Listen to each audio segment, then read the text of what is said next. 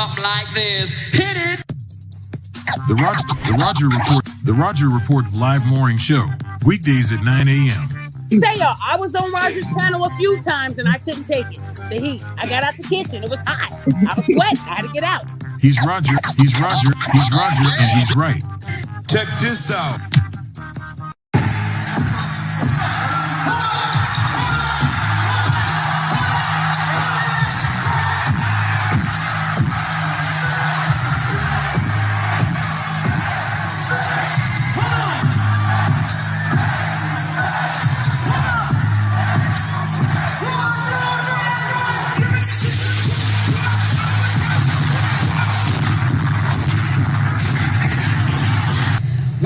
Agreement by which we can live or die. You choose. I have spoken to you a lot of times in hatred and anger, and you have not heard me. Well, you had better hear me today. If you won't listen to me when I make an appeal for the Negroes because you have no concern for the Negroes, listen to me when I make an appeal for America. You claim you love America. Well, we love America.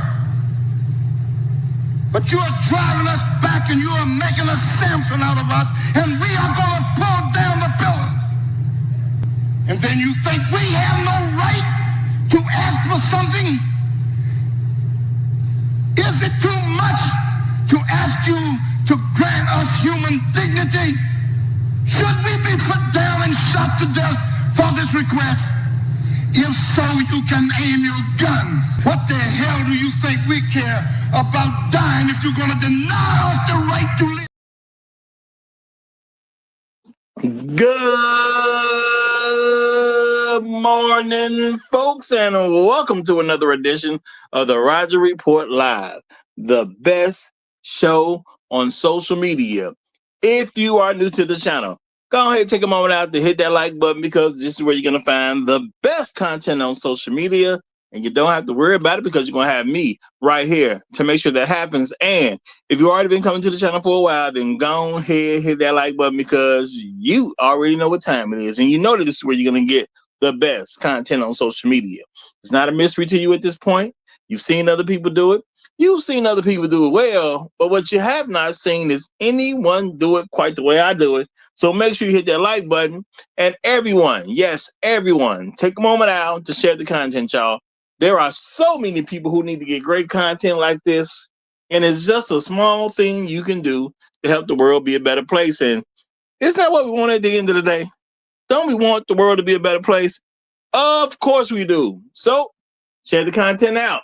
Share it through your social media, share it through word of mouth, or even text someone's phone, but do what you got to do to help spread the word. All right, folks, today we're going to be talking about, well, it's another edition of a great series, if you ask me, that I started. Unfortunately, we lost the other ones when we lost the channel, but hey, I'm bringing it right back, y'all. I'm bringing it right back. We are going to be talking about unsupervised white people, y'all. Unsupervised white people. Another installment of that, where in this particular case, okay, it's whites. Well, only whites welcomed, y'all. Only whites welcome. There are towns out here, okay, that y'all know, y'all heard of sundown towns and things like that. A lot of stuff goes, a lot of crazy stuff goes on when it comes to white people and living and being in America and things like that. A lot of stuff goes on. But you know what? Before we go too far into this, let me first of all give credit where credit is due. Okay.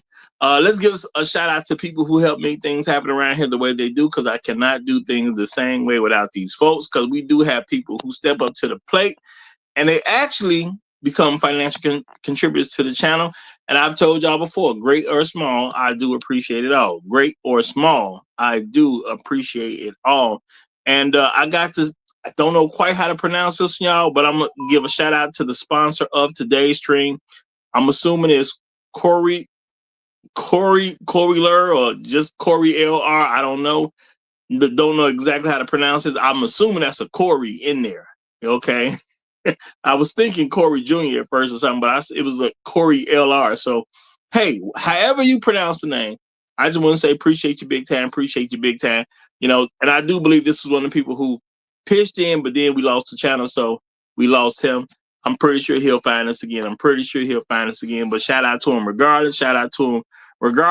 And let me give a few shouts out there to some of the first people to check in. But y'all know how I go. There can only be one. And today, that one is my main man, y'all. He a really, really cool dude. He know how to be a thorn in my side sometimes, but he really is a cool dude. Shout out to my main man, Gold P. He is the Highlander of today's stream. So shout out to Gold P, man. Shout out to him. It is what it is. Appreciate you, my brother. Always glad that you're around, brother. You're a great supporter of the channel. So yeah, I be ripping Gold P, but that's my man. You know what I'm saying? That's my man. Shout out to Gold P. All right. Appreciate you big time, brother. All right. And let me say hello to some of the other people who checked in right away. So shout out to Sarah B.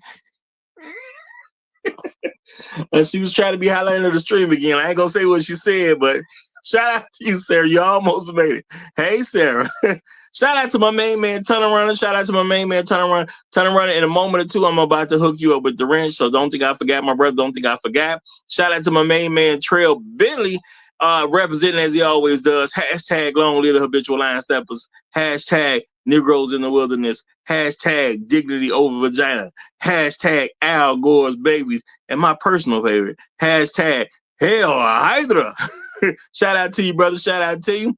We got my main man, Mr. Suge to you. The Saute Sheriff is in the building. Great to see you, brother. Great to see you. The Righteous Teacher is here. Good to have you here, my friend. Good to have you here. We got Floyd Thompson here at the cool table. You know, always glad to see him, of course. Always glad to see Floyd. Inspired True Broadcast is in the building. What's up, my brother? What's up? Great to see you as well. Shaka Nulu is checking in. Great to have you here. My main man, Ken C. and Red, has found us again, y'all. Ken C. and Red has found us again. Shout out to you, Ken C. and Red. Appreciate you, brother. Appreciate you. Glad you found us again. You was just recently a sponsor of the stream. So shout out to you. Glad to have you back, though. Devin Townsend, or Devon Townsend, I guess, is in the building. Great to have you here, brother. Great to have you here. All right, y'all. We about to get started. Shout out to Afro Merchant, though. Y'all, we about to get into shout out to Gold P one more time. He said, what's with all the modifiers, Roger? Now you all biblical? I'm a thorn in your side. Chef, see now, oh, you gonna tell on me? That what you doing, Gold P? You gonna tell on me now? That's how we getting down. Huh? You gonna tell on me, huh? Now you know you my man. It's all good, my brother. All right, well let's get to it, y'all.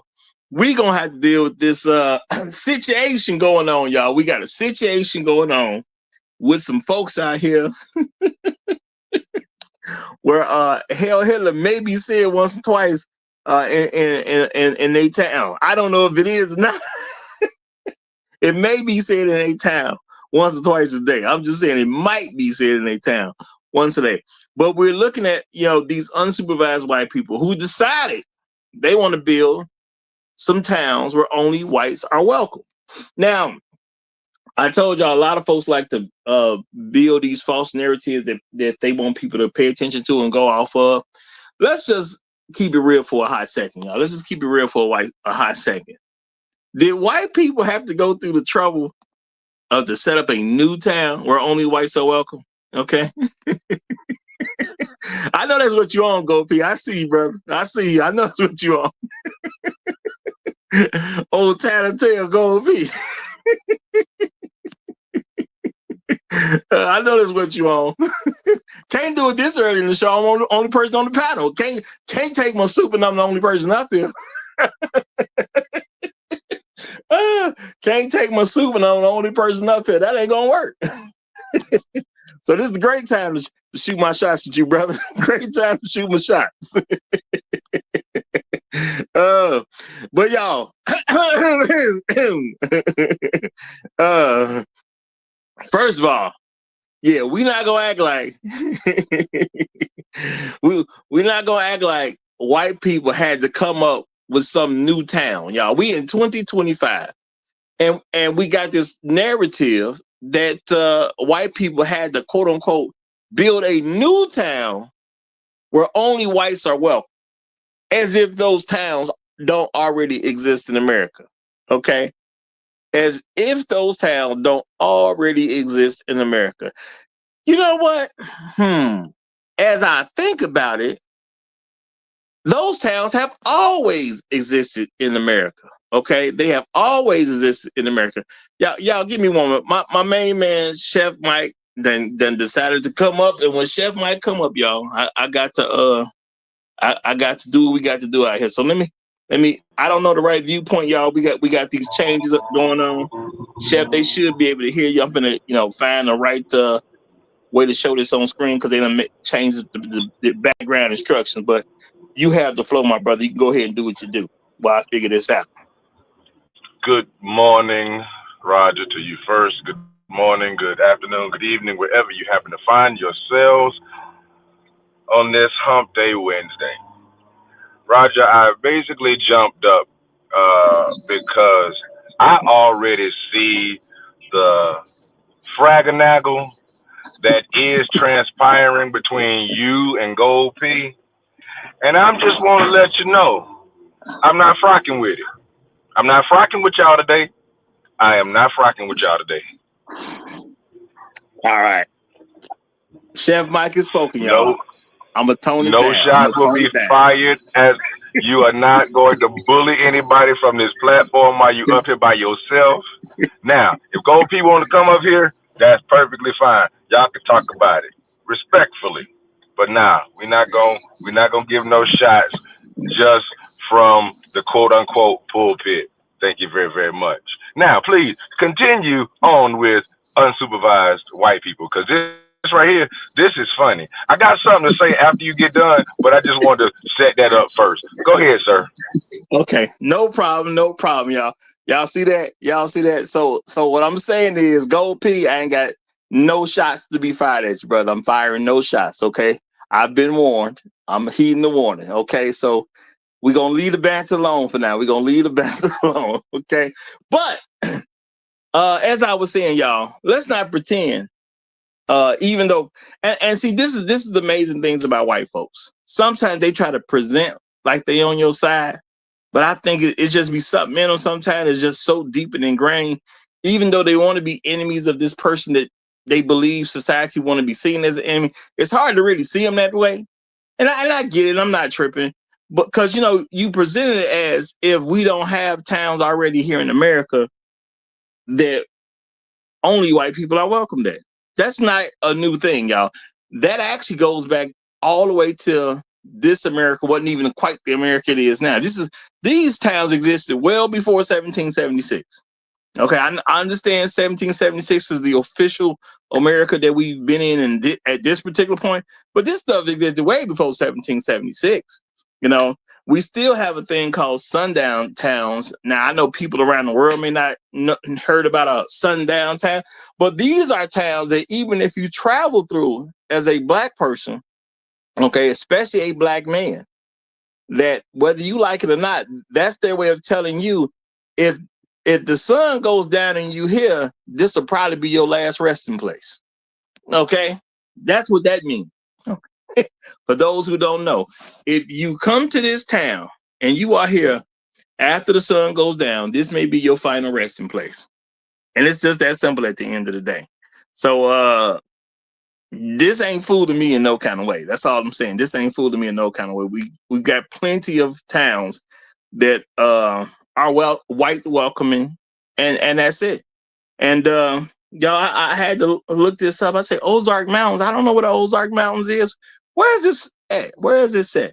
So, I look like this is an area in Missouri. I don't know if he said it on the clip that I put in.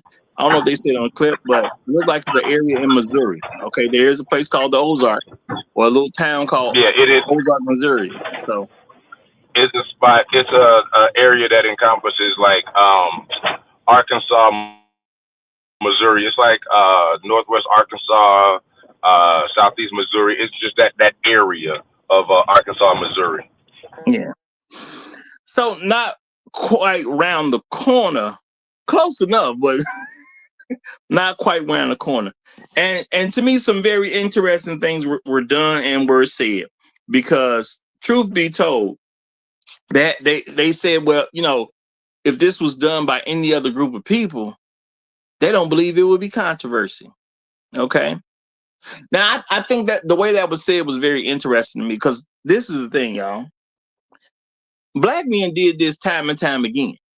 Immediately after slavery, black men went places and built multiple towns for black people, where blacks were welcome. Now, I can't tell you they had an issue where they didn't really want white people to come in, as I'm pretty sure the sentiment was we trying to get away from white people. So I don't think they were too welcoming to white people, but I don't remember no movement that's saying we just want to do everything we can to make sure whites don't come over here, which we probably should have. And a lot of these towns were attacked.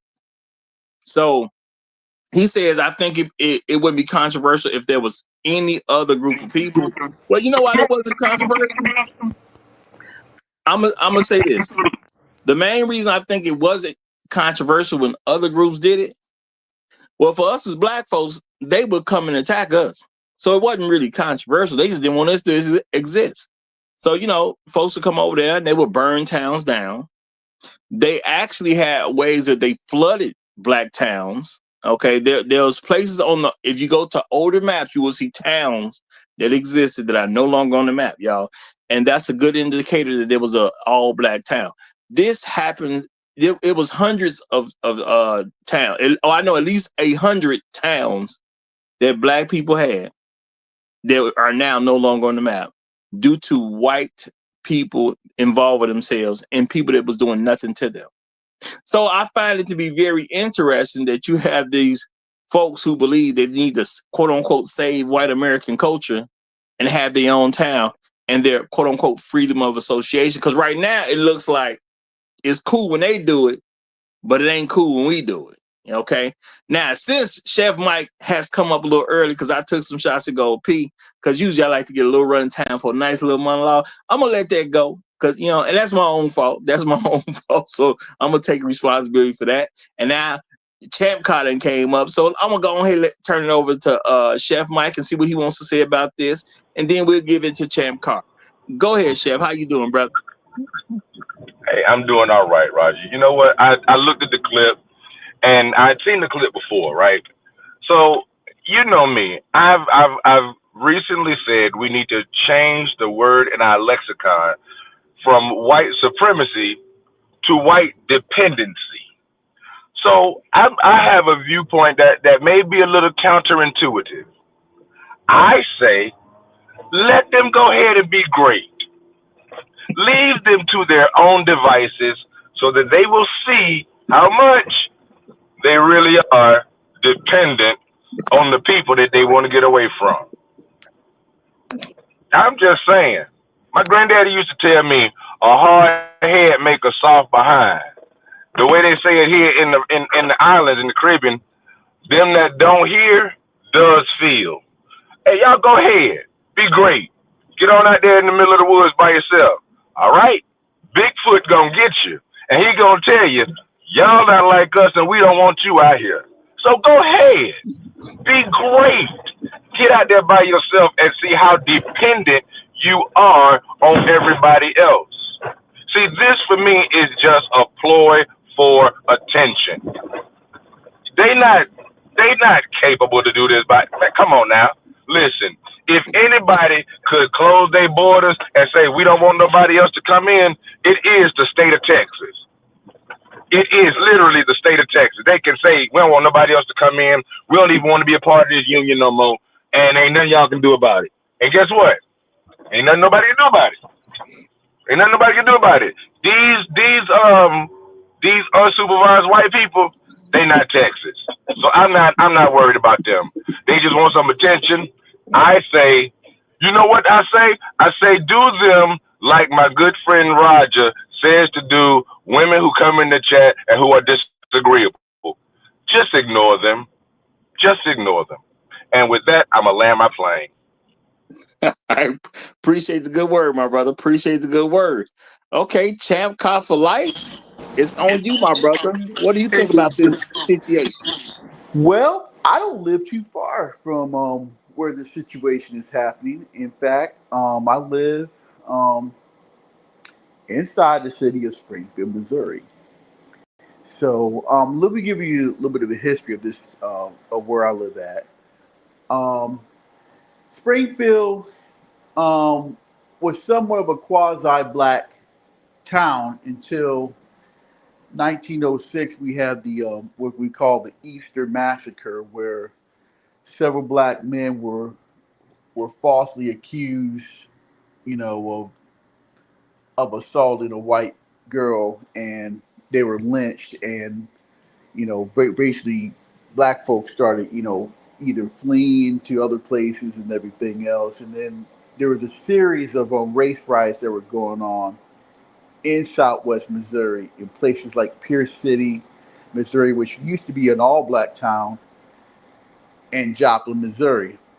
And then those black towns became sundown towns from whites. They basically stole some of these lands from black folks.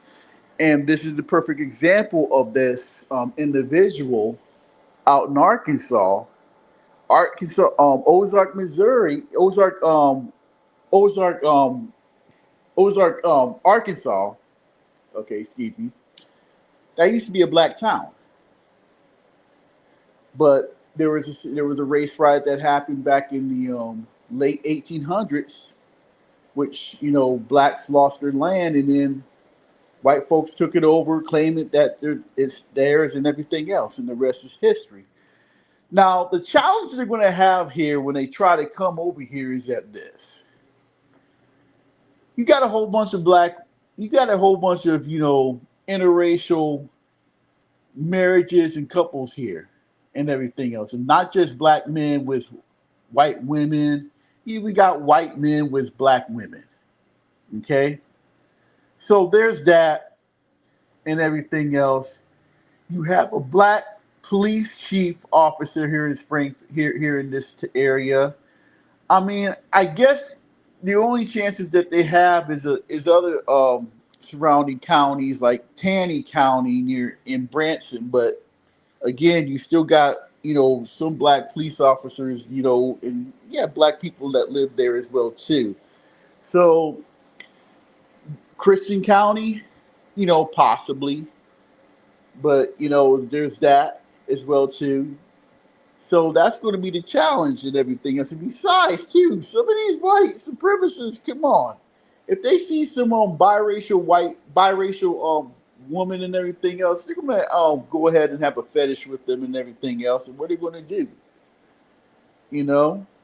Are you going to say no? I can't be with you and everything else. So I mean, these white-only towns, when I see this type of stuff, I kind of laugh at it and everything else. Now, I know we were talking about this yesterday about about the black women and everything else. Some of these black women will be like, "Ooh, I wouldn't mind going out with some of these white supremacist males and everything else." So, Yeah. I mean, it's funny. I laugh at it because, again, I only see I don't see that many white women there. Yeah, they got white women. They got their children and everything else. I'm happy for them and everything else, that they're raising their children, that they're educating them and all that type of stuff. But it's not going to work. It's to me. I just kind of think it's kind of for clicks and everything else.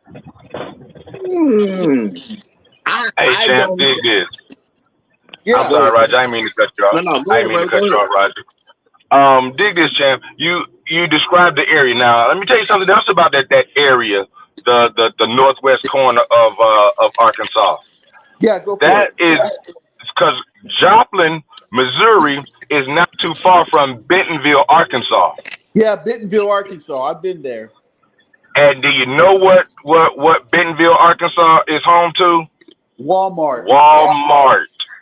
So you best believe we don't have to fight this fight, y'all. I'm trying to tell you, it's so many things telling us just sit down. You don't have to fight this one. You ain't got to protest this. You ain't got to get into this one because I'm gonna tell you what's not gonna happen. Them white boys are not gonna form a society like that close to a conglomerate like Walmart and be safe because that's going to be a blemish on Walmart's image. And Walmart ain't gonna do that. Walmart ain't Yeah. gonna have that. One thing you can do, you can mess up your money, but you can't mess up my money. You Yep. understand me? And that would mess with Walmart's money. And Walmart is a family. And see, that whole area, just like you say, yeah, some folks stole that land. Mm-hmm. And then they're called the Waltons. Uh-huh. Yep. Yeah, that family, and they have a lot of land around there, and they have a lot of interest in that area. They're not gonna let that happen. So they're not gonna let that Yeah. happen at all. And also, too, you got black folks that live there. And also, here's another thing, too. They're not too far from the University of Arkansas in Fayetteville, Arkansas. Yep. Well, I mean, so I'm gonna say this: to me, if it's close, it's just go ahead. no, no, To me, it's just so funny when I see that type of stuff and everything else. well, It really is. I'm gonna say they have reason to pull what they pulling because number one, um, they may think. And because there's people who planning. You got somebody who say they got somebody representing the legal side and all that. There's some planners there.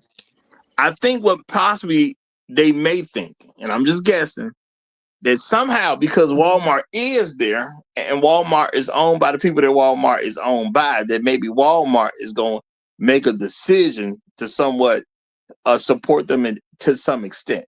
I think they don't believe that they're going to get smoked from Walmart. I don't see. Nah, Roger. I gotta stop you right there. Believe me when I tell you, Walmart is not about to mess up their money. No. I'm Walmart is not saying not. Walmart Listen, is. no. Listen to what I'm saying. Walmart is not going to support that. Walmart will not support that because Walmart, if I'm not mistaken, is still the largest private employer around the world. Yeah, I believe so. And I'm not saying And Walmart is going to mess up that money. I'm saying the people who started that may think Walmart may take their side. Not saying it's an intelligent thought. They may think yeah, Walmart may take their side. ain't no way they can think that. Listen, y'all ain't got. Did you see what they had? They had a couple of shares that they bought from Walmart. They had a couple of tractors. You know Yeah. what I mean? It's like, listen, and with this, I'm gonna jump off because I got to go into a meeting. But listen, it's about the lifestyle, and I'll give you an example. Nobody protests the Amish because they live amongst themselves. Yeah. But the Amish live amongst themselves because of their lifestyle. And their lifestyle does not exclude anyone. Now, they don't say you can't live here. They just say this is how we live. We live peacefully. We don't use modern technology. We make some hellified cabinets. This is how we live. If you want to live next to us, that's fine. But don't think you're going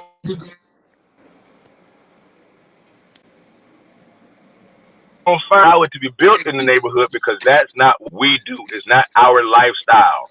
This Yeah. what these folks talking about. This is a hate lifestyle. Okay, y'all going out there by yourself. You're gonna starve by yourself because you will not be able to get any supplies because Walmart is the only thing that's around there that's gonna supply you. You best believe every company is represented in Bentonville, Arkansas because they are a supplier of Walmart. You really think you're gonna get some supplies in that little hole in the wall?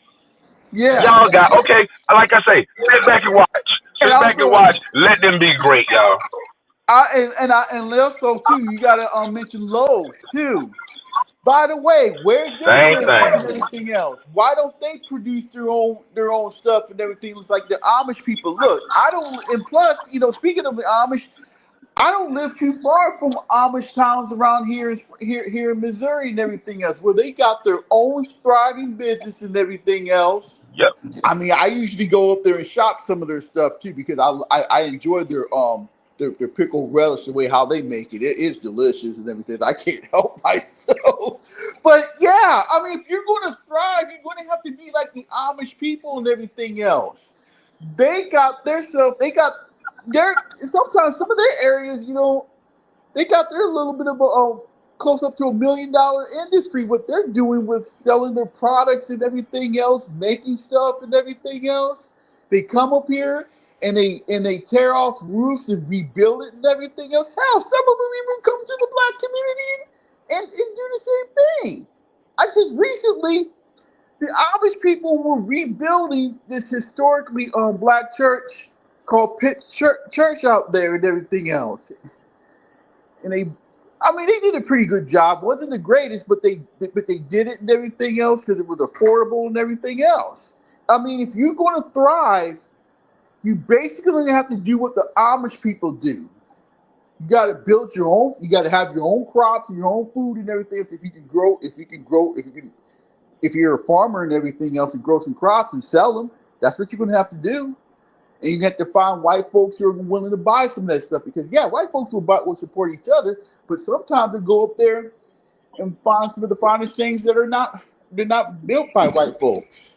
Well, I'm gonna just go on a limb and say they probably have plans to do that.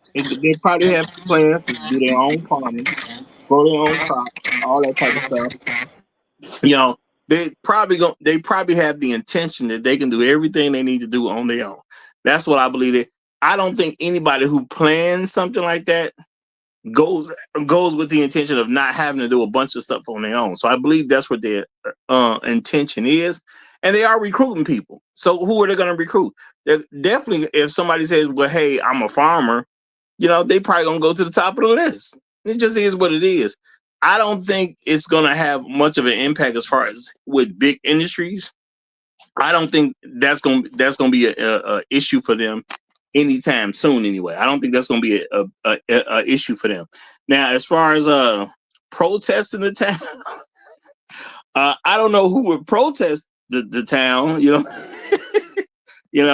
I don't see black folks protesting that white folks want to go to a town that and they only want to be white there. I just don't see black people protesting that because I don't think black people look at white people as some people we need to live next to. We don't have the best history of living next to white folks from a general context. Our lives don't get better because we move in close to the white folks. That's never been the case in this country. Okay, there's not.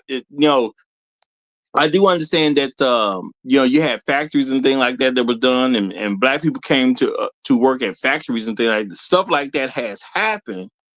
But on the other side of that, folks were farming in other areas. But the thing is, their land was getting towed. Their land was getting taken. They were out there getting lynched. You know what I'm saying? People were burning down properties and things like that. It ain't like black folks ever wanted to quote unquote just live by white folks like that. That you know what I'm saying? That has never happened. So I think they're crazy to think that black people gonna really care about them like that. Now I'm gonna say shout out to Sarah B, y'all. Sarah B hit me with $5 on the Cash App. She said kicking it off this morning. Well, you know what? Shout out to you, Sarah. Shout out to you, Sarah, especially for a subject matter like this. Shout out to you for being the one to kick it off this morning. More power to you, Sarah. More power to you. Appreciate you. So, y'all, now my thing is this. I just took the presentation that was put out there. I took it kind of as advertisement. It's advertisement. You present it as if it's something you don't like, but what are you doing? You're giving people the information they need to know so they can be a part of that town. Now, my thing is this. Let's be realistic. If people are applying to live in that town, how is that going to be bad for any of us? So the racists want to move away from us. Why would I protest that town? Now, I ain't got no problem with races living amongst races. That sounds legitimate to me. Who should they live around? But they own racist people. Roger, it hasn't been a really good year for some of these sundown towns, though. Look what happened in Texas with that flooding and everything else. Firstly, virtually all that historical whites only town has been destroyed because of Mother Nature. And they can't. And I, Donald Trump can't even help them on there. I was I watching some mean, lady, sitting up there crying, talking about where's the president. I voted for him. He's not doing anything. My town that my parents built and everything else is virtually gone now. So what's going to happen when a major natural disaster happens? You're what going to what ask the federal government to help you right there? what the thing is, we can't plan for natural disasters. That's something you can't. Well, you can quote unquote plan for as best you can, but that's something no man has the ability to control. But at the end of the day, they're gonna move. They'll probably put an application in. And I don't know if they mentioned this new town's name or whatever, but whatever this Ozark town is, you put your application in over there and see if they take you. But at the end of the day, I don't think it's something that, you know, who's going to actually be worried about this? What is the issue with white people? White people have never presented an issue because they lived amongst each other. White people have always presented an issue because they like to steal other people's stuff. They like to kill other people for no reason. Okay. They like to destroy other people's stuff that they somehow come to the conclusion that they cannot have. Them living amongst each other has never really been an issue. Okay. And let's keep it real. There's no mass of people that says, hey, I want to live next to white folks. I don't even see the other minorities doing that. Okay. When you think about Chinese folks, they want to live in Chinatowns. Okay. So many Chinatowns amongst the United States. To my understanding, Koreans like to live with Koreans. To my understanding, the general thing about minorities is they want to live amongst their own kind too. So them living together ain't really no big deal. It's the issue of them not bothering other people is going to turn into, that will probably turn into an issue, because now you got these racist white people who could openly be racist in a place where other folks are not going to go to visit them. I don't even see it as that big a deal. Would I say something about I don't want them living together? A bunch of white people that's racist don't want to live by me. That causes what problem for me? I can't think of one. Okay. I can't think of any problem this would cause me. Okay. What's the nature of white people? And I'm just talking about from a general context. Of course, you can, if you look hard enough, you can find individual good white people. But what do white people do from a collective standpoint? They kill, steal, and destroy. I don't know any stories about white people that did anything on any large level where killing, stealing, and destroying wasn't part of it. I don't know that story. I just don't. Okay. Yeah. It's their history. It's part of their nature and everything else. But here's the thing: they also destroy themselves too. I Which mean, going back to that's the fine with days. me. Yeah, exactly. I Yeah. mean, it's been going on for thousands of years, thousands of years. War. I mean, you've had regional wars. And everything. Look what's going on in Eastern Europe Yeah. between Russia and Ukraine and everything else. I'm not worried about that. I say have at Well, it. well, yeah, white people destroy themselves. I have no personal issue with it. Real talk. You know what I'm saying? Now, my thing is they go out into this mountain area, you know what I'm saying, to live their white nationalist life or whatever. What they didn't technically say national. I think they said that they're trying to preserve white American culture. They said that they want to preserve white American culture. My thing is have Actually, at it at the they end of said the they day. said European. They said European culture. Well, I mean, they did say that too, but they also said white American culture. My thing is, hey, knock yourself out. I ain't even tripping. If y'all gonna go away from us and go to this town, my thing is, I'm not tripping. Not, I take the video as a form of advertising for those who want to go. That's how I take it. May not have been meant that way. I don't think anybody was too upset about, what I'm saying, doing a piece or whatever the case is. Even the gentleman who said that, I wouldn't like it. I wouldn't agree with this from a racist standpoint, things like that, which is cool and understandable for him to say. But I mean, if racists want to get together and live amongst each other and get away from other people, my thing is, I ain't really got no issue with that. But don't do it in the context as if you ain't exactly what you said. You said they did say something about it having an issue with foreigners coming over, taking over, and changing what the culture is. Ain't that exactly what white people did in this country? Is that not the description of what whites did in this particular country? Weren't they the foreigners that came over to wipe out people? Far more malice intent than he just said in this video. Far more malice intent. They came over to eliminate people so they could take over their land, so they could change the culture. Sound like that's exactly what white people. If white people didn't do that, we wouldn't have the America we got right now. But since Shark Sims has come up, let me go ahead and throw the mic to Shark. Shark, you got the flow, my brother. Hey, what's up, fellas? How y'all doing? Doing great, brother. Um, yeah, I seen this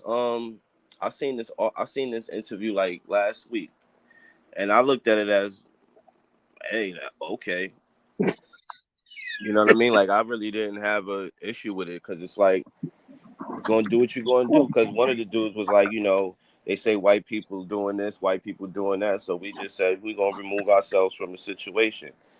I look at it as I think we need to do the same thing. Like you always say, our community, the black people that got their stuff together and know what to do with themselves, they should do the same thing. Now the fact of the matter is, can we do it? Do we have the fortitude to go and do it? I don't Well, know. according to history, we've done it several times, but white people won't leave them towns alone. But you talking about history? This is a recent thing that they're doing. When are we going to do it in a recent time, in a present moment? You know what I'm saying? Like G one time was on here and he was talking about they got towns right now that nobody, like probably 25 people live in. Black people could we could take our stuff, pick up, go over there and do our thing over there. They already got running water. Like Chef was saying, they got them in the Midwest, they don't got them joints is already built up. We need to go get our stuff together and go move into some of those and occupy them, you know what I mean? And make those sundown towns if that's how we really feeling.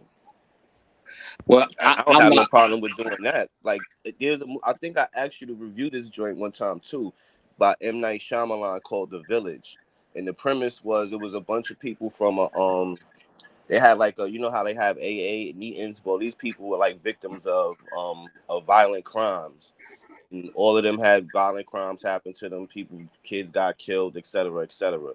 And they all one of them actually had a wildlife reservation, and he made a village inside the wildlife reservation on some Amish joint to the point where people didn't even know. You would have thought that they was living in 1800s. Come to find out, they living in the 2000s, but they got their community on something like that. Black people, we could do the same thing. I don't know if we brave enough to do it, because we definitely got the right to bear arms now. So who gonna come in there and do what?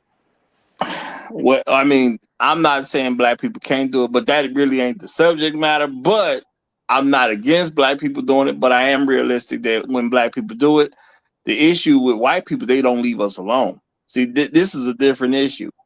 I don't see black people going to bother them because they want their own town. Now they ain't got to come out and directly say I'm racist or anything like that. They was playing with words and things like that. The dude asked him, "Well, do you think the Holocaust was a bad thing?" The guy took him, you know what I'm saying, took him about 8 tries on camera that we saw before he was like, "Okay, it's a bad thing." So obviously he didn't even think that was a bad thing. So we if you're an intelligent person, you already know he got an issue with a certain group of people already, because it took way too much for him to say that the Holocaust was a bad thing.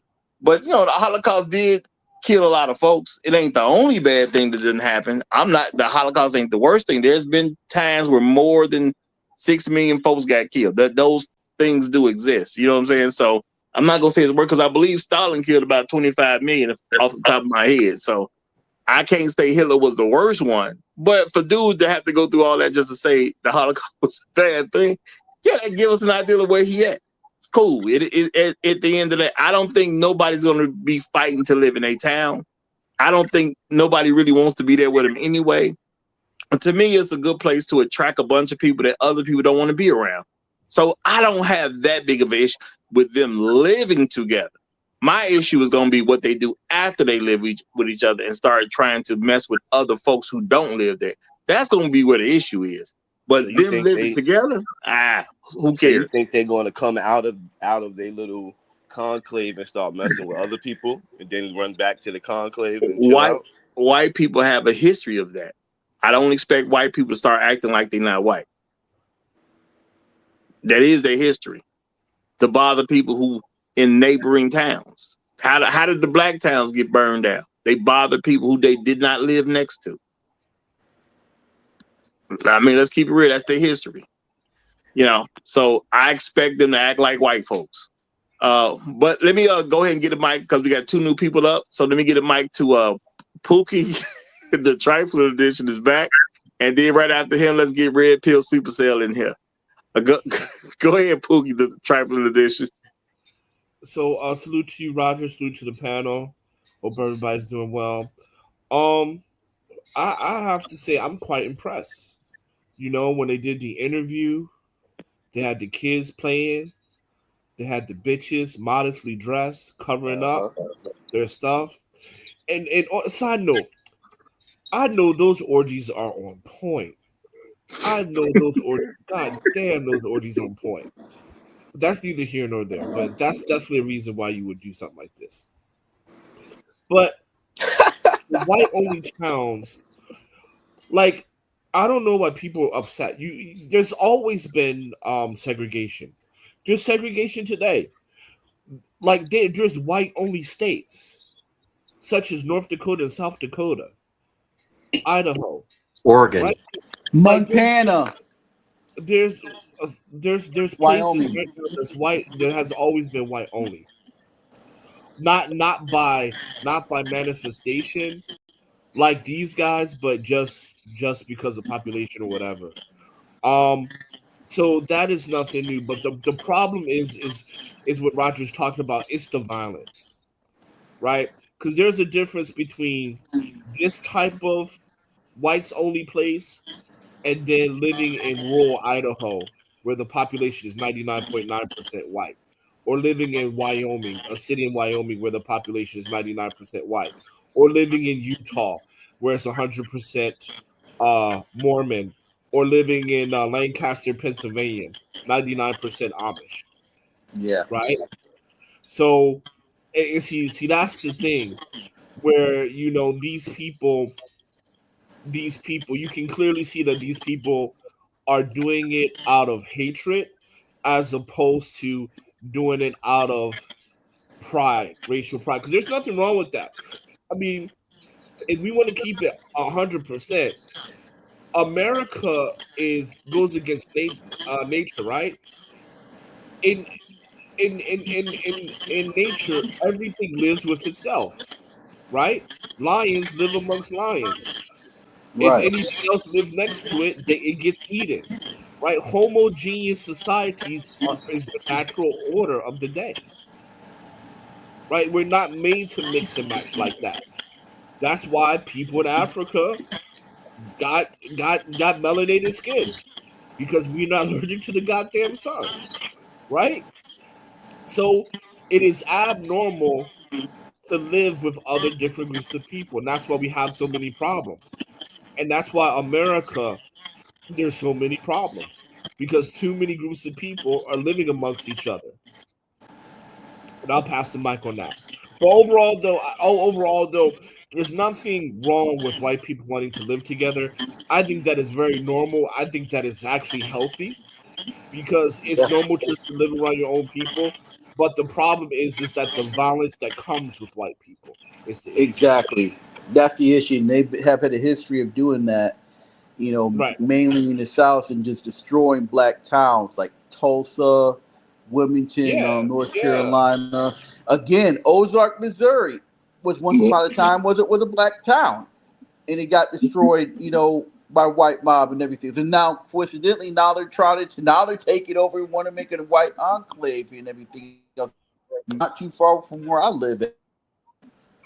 All right, now let's not. We're not gonna say that it wasn't stuff happening in the north because it was happening in the north too. It's just more Yeah. pronounced in the south. But let me get a mic to Red Pill Sleeper Cell because he didn't came up. So Red Pill Sleeper Cell, you got it, my brother. How you doing? How you doing, everybody? Can I be heard? Yeah, we hear you fine. Um, I know we all familiar with the book Sundown Sounds. If possible, can you put my screen up? I would like to show a book, if possible, if that's okay. Not a problem. Not a problem.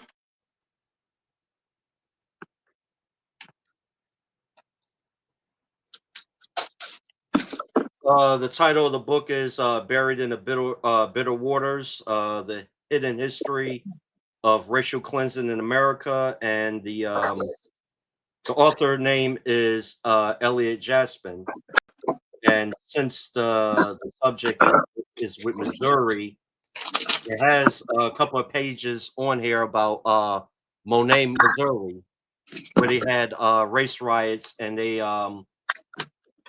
pushed out all the African Americans out of the town, Monet, Missouri. So, and I don't have a problem with them leaving. I'm done, but you can put my screen back down. When the town fails, they can't blame nobody but themselves. So let them have it. Buried in the bitter waters. I'm very familiar with that town, by the way, too. Monet, Missouri. Yeah. Yeah.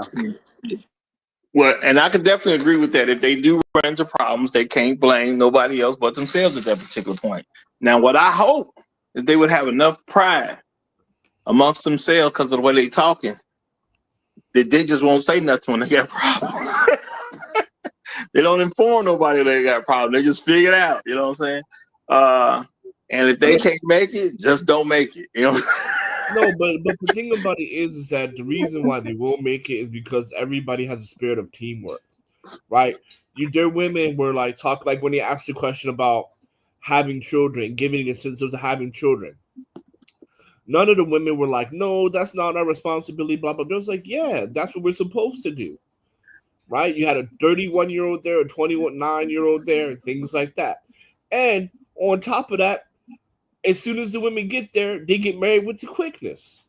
You need help. And see, this is the black man's problem. Mm-hmm.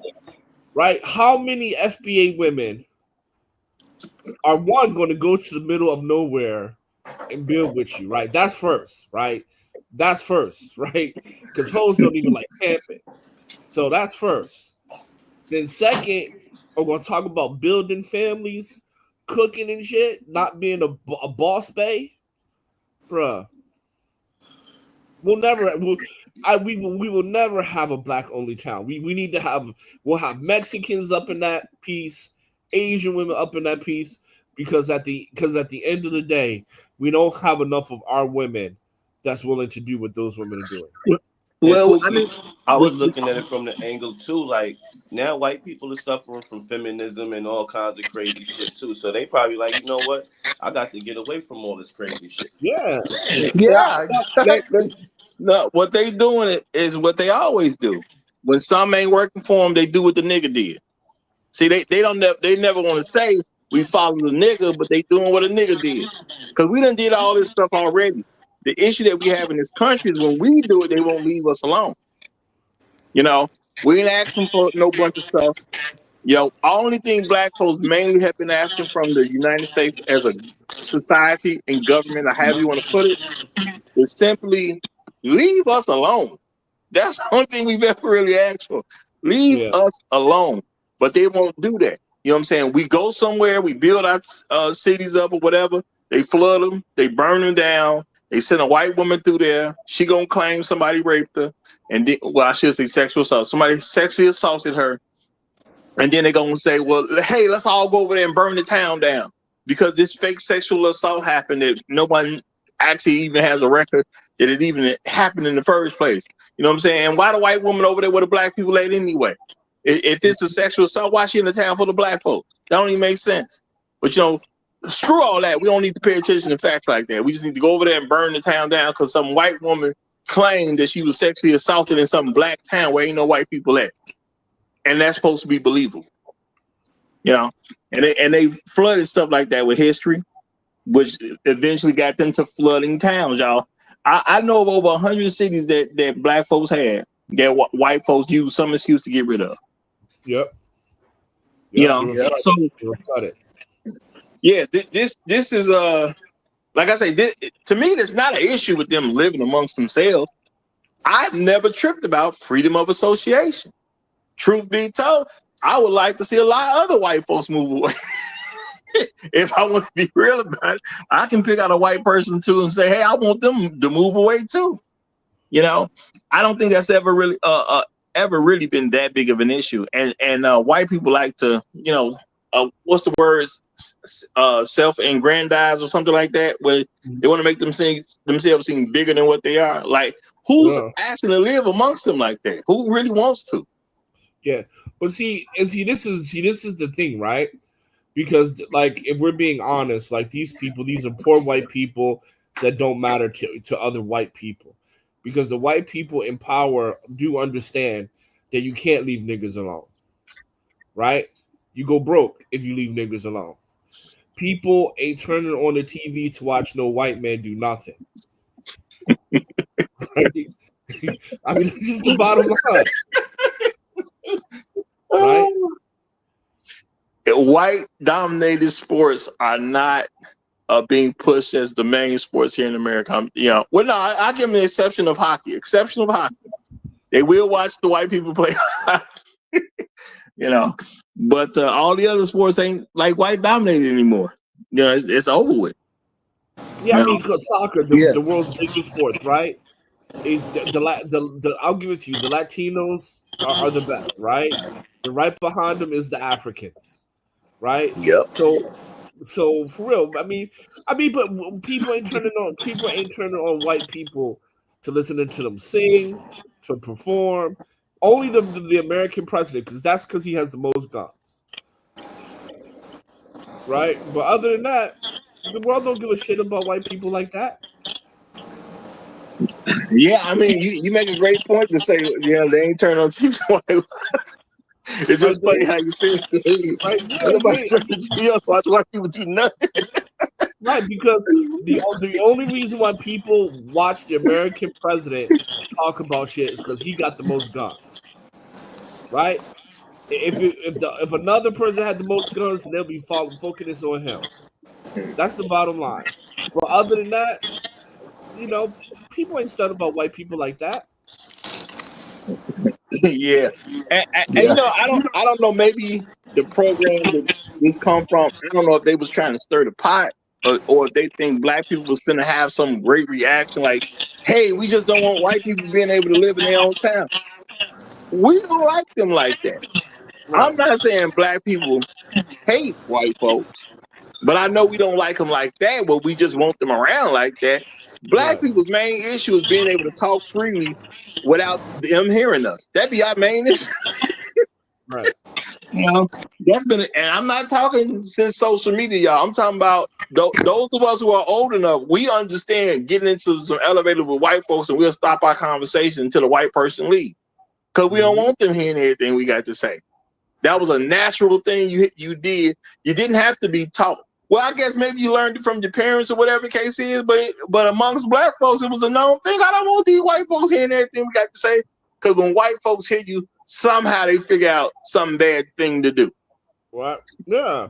I mean, because if you think about it, right? If you think about it, forgive me, I forgot the number, but it's over 400 inventions that are patented in the U.S. that were stolen by black people, by whites in America. Yeah, over it's 400. 400 that can be proven. You mean? Yeah, that can be proven. Yeah. So who knows the real number, right?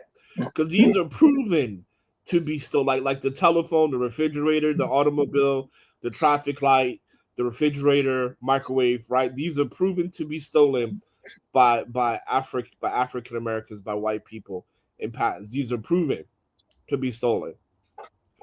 Man, if you leave us alone, God only knows, right? God only knows. But again, the people who matter, like the Amazons, the academia, they know that you can't leave us alone. Yeah, because you know what? It would expose. Shout out to Chef Mike. It would expose white dependency, because that's really what we have. That we have an idea that's presented to us as white supremacy, but the truth is, whites are very dependent people. At the end of the day, they can't seem to just be amongst themselves and carve their own way out. They always got to go to some other population and try to do something and control that population, because they can't. For whatever reason, I don't know. Because why can't they just live on their own? I don't get it. I don't get it. That has always been their strategy, right? When you look at public policy and things like that, when you look at America or Europe, immigrants has always bailed out white communities. Immigrants have always bailed them out. Yep. They don't have enough talent inside of their pool to pull them out, right? When it was a population issue,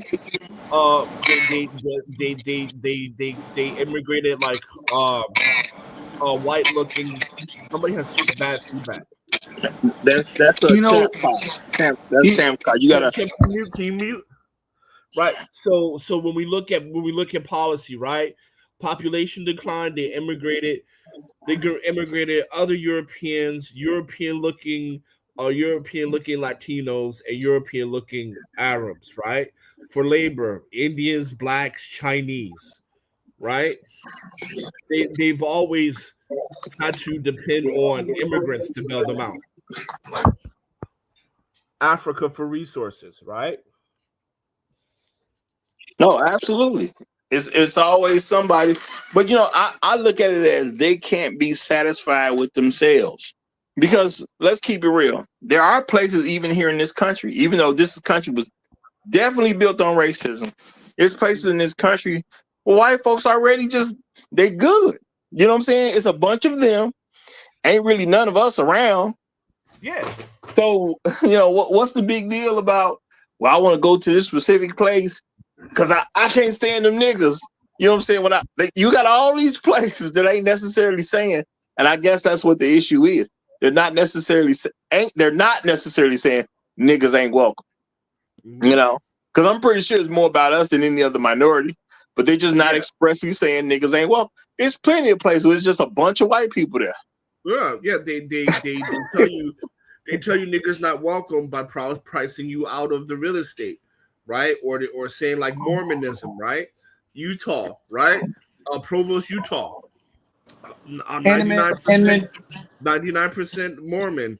Lancaster, PA, Amish people, right? They're not telling you that nobody else allowed, but they push you out in other ways. Yeah, and I'm gonna say sometimes I'm even for ones who ain't trying to quote unquote get rid of us or put us out. Like, it's just a lot of them in comparison to us, so we ain't there. So all these people that's going specifically that want to join this community that's being highlighted here, I'm just gonna call this Ozark community. I don't remember them saying the name. So this Ozark community here, like all them people could have just went somewhere else into a part of the country where there really ain't no black folks, because it's not hard to do. Okay, I drive across my border. It's hard to find a black person.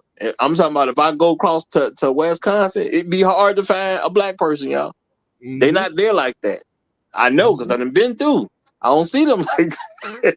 I ain't saying you can't find one if you look, but man, I'm telling you, cross that border, it gets super white. Real talk. It was getting pretty white before I get to the border. But once you cross the border of Illinois to Wisconsin, it get real super white real fast. So these folks got places to go, but I think it's just the whole thing is that's not enough. I need to go somewhere where other people hate niggas just as much as I do, so I can feel comfortable in my hatred of niggas.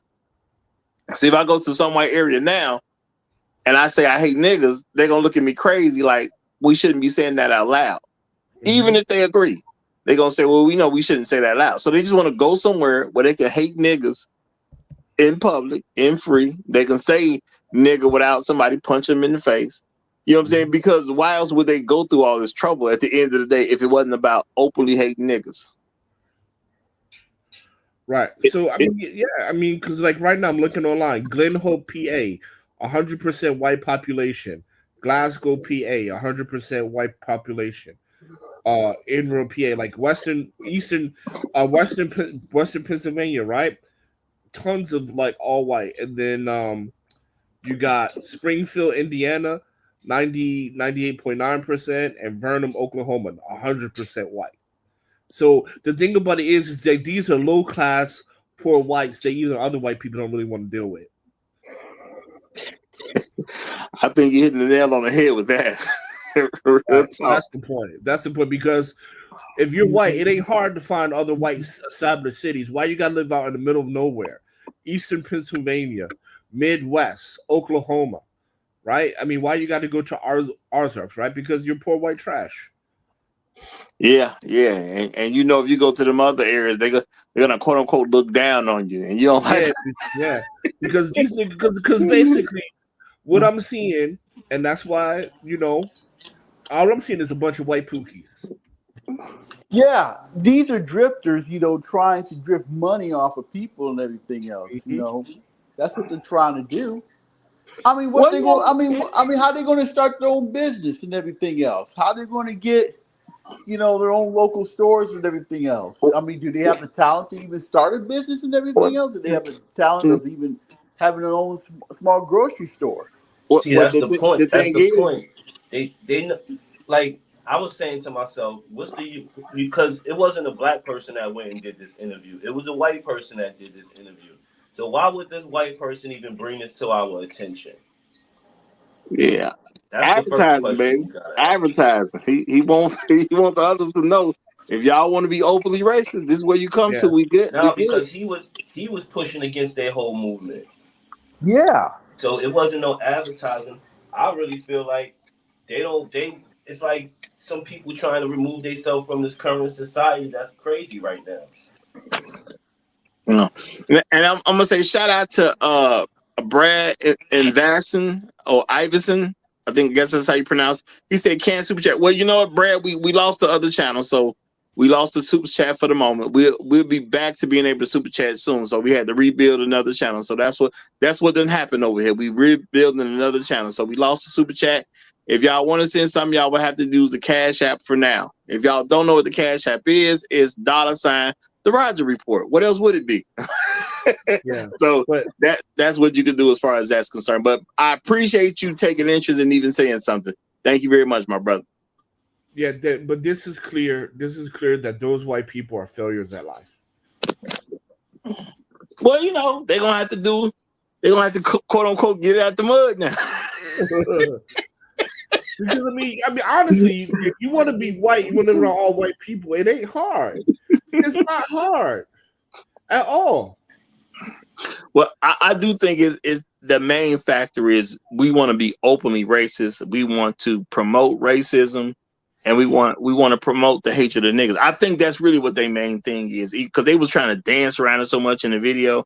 Because again, if I'm white, it ain't that difficult to go to an all-white town. It's just not difficult. This country is filled with all-white towns. Okay, yeah, and basically even states that's just about 100% white. So we got a few of those here. So, unless you want to be open with your racism, what's the point? That's what I'm thinking. What is your actual point? Unless you want to be open with your racism, you just want to say nigga out loud. That's all. Because the one thing you can tell with the different things people say online, white folks want to be able to say nigga. They definitely want that. So it's just about them being able to want to say nigga out loud. And it's a free country. I can't tell you can't say nigga. Well, I'm gonna tip my hat. I'm gonna tip my hat because if you are willing to literally live in the wilderness just to say nigga, brother, you got that. I'm gonna tip my hat. All right. Well, y'all, we got somebody coming up. We got a new person here by the name of Brad. This is not a joke. Brad is here. So, Brad, you have the floor, my brother. You have the floor.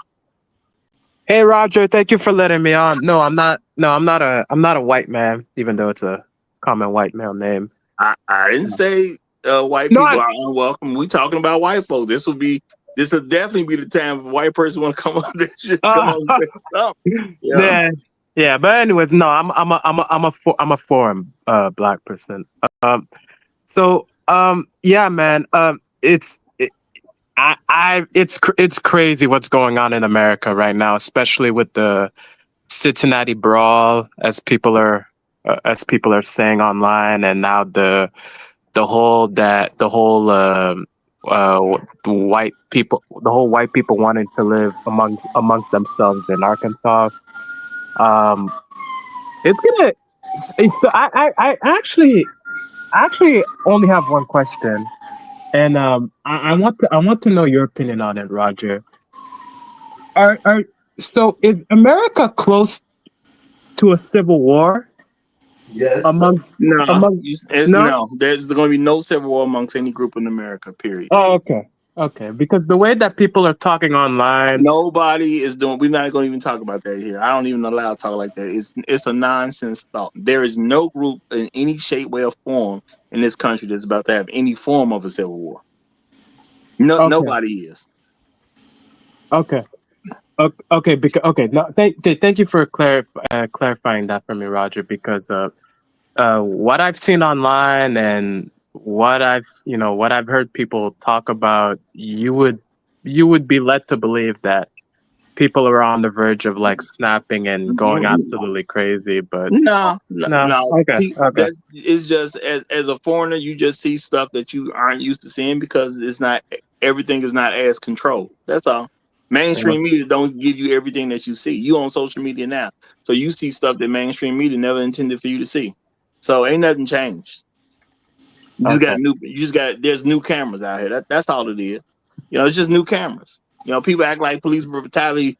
Oh, it's far worse than we thought it was. It was going on the whole time. It's just new cameras on it. That's all. Yeah. No. Okay. You know what I'm saying? Yeah. White folks they really are crazy. No, it's just new cameras. People putting it out there. That's all. Ain't nothing changed, bro. Ain't nothing changed. Yeah. Yeah. Yeah. Yeah. Okay. Yeah, man. No, I mean, Even in yeah. this situation where you got folks who quote unquote want their own town, if you white in this country, there's plenty of places you can go if you want to be in an all white town. It's totally plenty of places you can go. So that's what I'm saying. This ain't about just being in an all white town. This is about white folks being able to say nigga out loud. Because if you pay attention online, white people keep trying to get permission to say nigga. They don't look for permission to say everybody else's slurs, but they steady trying to get permission from black people to say nigga. Well, they say it behind closed doors, anyways, Roger. Like But that's where it's supposed to be. If you're gonna say it, you supposed to say it behind closed doors. You ain't supposed to say it in public. The issue is they want to say it in public. Yeah, that's true. But at the same time, though, humans are gonna want to do things that they instinctively know that they shouldn't do. So at the same time, it's like if they say it, it's like, well, I can't say that I'm too surprised about that. Well, the thing is, they want to say what they ain't gonna be. They want to publicly say it. That's places, or even amongst white people. It's a lot of places you can go. White folks gonna let it slide. They don't even care that much, but they're afraid of something being in place to punish them for doing racist stuff out loud. That's all it is, because you would need a town to do this. What they're talking about doing, you don't need to set up any town to do. They already exist. Okay. Yeah. No, they haven't said they want to do one new thing that they can't go do somewhere else. And okay, Roger. So, how do you feel about take me for example. I'm black, but I'm not African American. How would you feel about me saying the N-word? Depends on the context and who you're around and who gave you permission to do so. Okay. No, it's the same. It's the same rules as white people. If you ain't black, you get the same, bro. Facts. Yeah. Because that word don't apply to you. Yeah. No. I'm saying if he inside somebody's house, you know what I'm saying? Yeah, like people can get a nigga pass. If you inside somebody's house, you can get quote unquote a nigga pass. But I mean, if you just standing on the street and don't nobody know who you is, I mean, things happen. It just is what it is at that point. I'm not gonna be mad at nobody doing anything to you. No, I'm with Shark. No, you got to be FBA, man. Like I understand things are hot right now, but I'm with Shark, man. No, You got to. I'm not saying I'm not with what Shark is saying. What I'm saying is, I'm not saying you're not. Yeah, I'm just saying for me personally, no, I'm with. You got to be fuck that. You got to be FBA. My thing is, if you comfortable enough to take that risk in public, go ahead. That's what I tell people. Hey man, I can't tell you can't say it. Heck, it's America. Say it and see what happens. Well, but do FBAs even know the difference between an FBA and like a non-black FBA? How would we not know the difference when y'all make it so clear that y'all somebody else? Exactly. Well, I typically don't, but yeah, some do for sure. Yeah. No, actually, Roger, a lot of African Americans really don't know the difference. Me and my man was in the park. Exactly, man. Who gives a fuck? Like, we was in the park the other day, not 2 years ago, and we was looking around, and it was like, yo, you know, we like, cause I live in New York City, so I know a whole bunch of different people, all New York's always mixed up. And it's like, yo, you know, we like the only 4 people out the whole crew that's actually African American, like ADOS. He looked at me, he's like, yo, you know what? And we started running it down like, yeah, so-and-so is Haitian. But we all adopt the same kind of lifestyle, you know, hip hop, da-da-da-da-da. A lot of black people is not that inclined to be understanding who's who until who's who lets them know that I'm not you. I'm not saying that. What I'm saying just answering his question. No, but I'm saying the reason we know. I literally said the reason we know because y'all make it a point to tell us. Now, I could literally look at your structure. I could look at your head structure, your facial structure, and know you're not African American. No, but Roger, hold on, but Roger is right. Hold on, he's right. Because even just now, right, Roger has the weekend report, the weekday report 9 a.m., right? So nobody can see each other. He literally said, I'm not African American. Right, so Roger's right. Y'all making a point to let it know because you just said it. Because until then, we was like, okay, you're African American until you made the distinction. Nah, I heard it in his voice. He wasn't African American. Well, I'm saying whether a person has been around other cultures or not to even pick up on. So sometimes you pick up on, you know, the dialect. You know, there's certain words people gonna use if they from a certain place. Sometimes you can pick that up. Sometimes you can pick it up based on what somebody look like. A lot of times you can't necessarily do something. If these are just random people on the subway and you got 15 FBA guys on there and there's 3 non-FBA guys, but they are black from somewhere. A lot of folks would not necessarily be able to tell just by looking. You know what I'm saying? You might get some context clues if they wear if they wear certain clothes. But if you put everybody in a uniform, see, now it's starting to get tricky. The reason I know you couldn't look at Godfrey and see he's not African American without him even opening his mouth. Well, hey man, that's besides the point. Let me say, exactly what I'm saying. So I would be able to make people know that I'm like African American.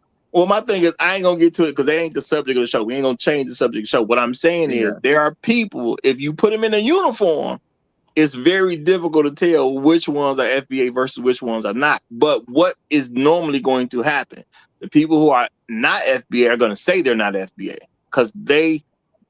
And I'm not saying anything about them, but they understand enough about America that they don't want to be associated with FBA, and that's just the real deal at the end of the day. So that's why they make a point of telling us that they're not us. Hey, can I get in? Yeah, go ahead.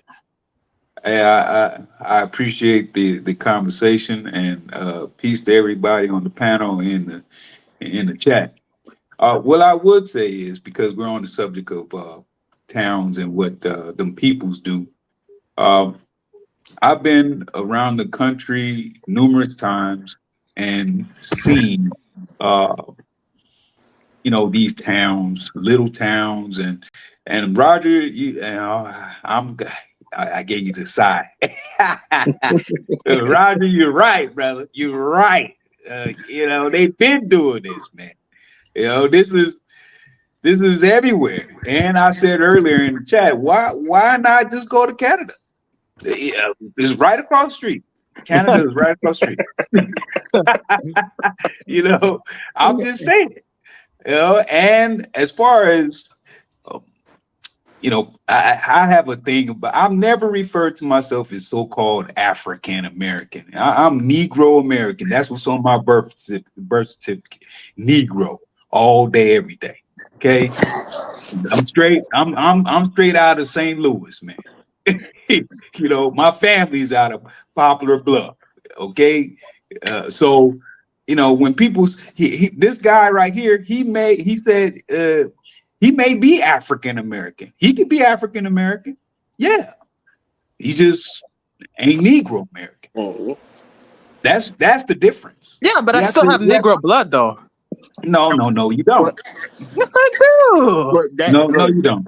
that No, you ain't the don't. subject This of is the not show. just listen, Not, listen. no, It's not just no, about look, your no, blood. we're not going down there because that ain't the subject of the show. We don't Right. care what he is. We don't care. Okay.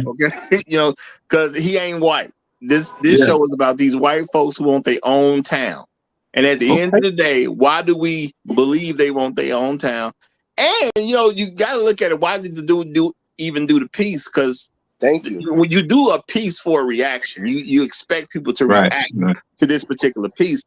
I don't think he's gonna get the reaction that he thought he was gonna get. Because number one, white folks ain't finna get up in no uproar about some other white folks who hate niggas, whether they like us or not, whether they're quote unquote good white people or not. They're gonna get in an uproar about some white people who hate niggas.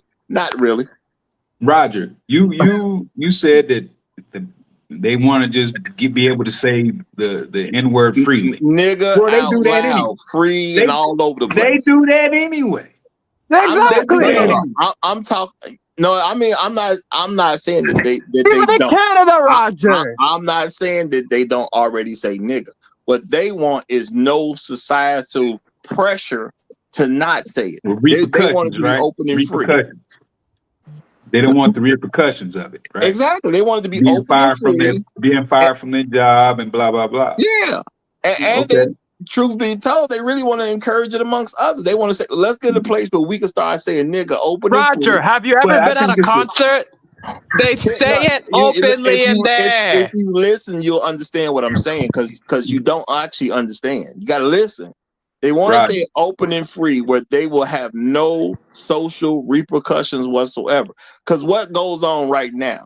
This white person get mad, call somebody a nigga. Guess what the internet do? The internet get it to his boss at some particular point in time.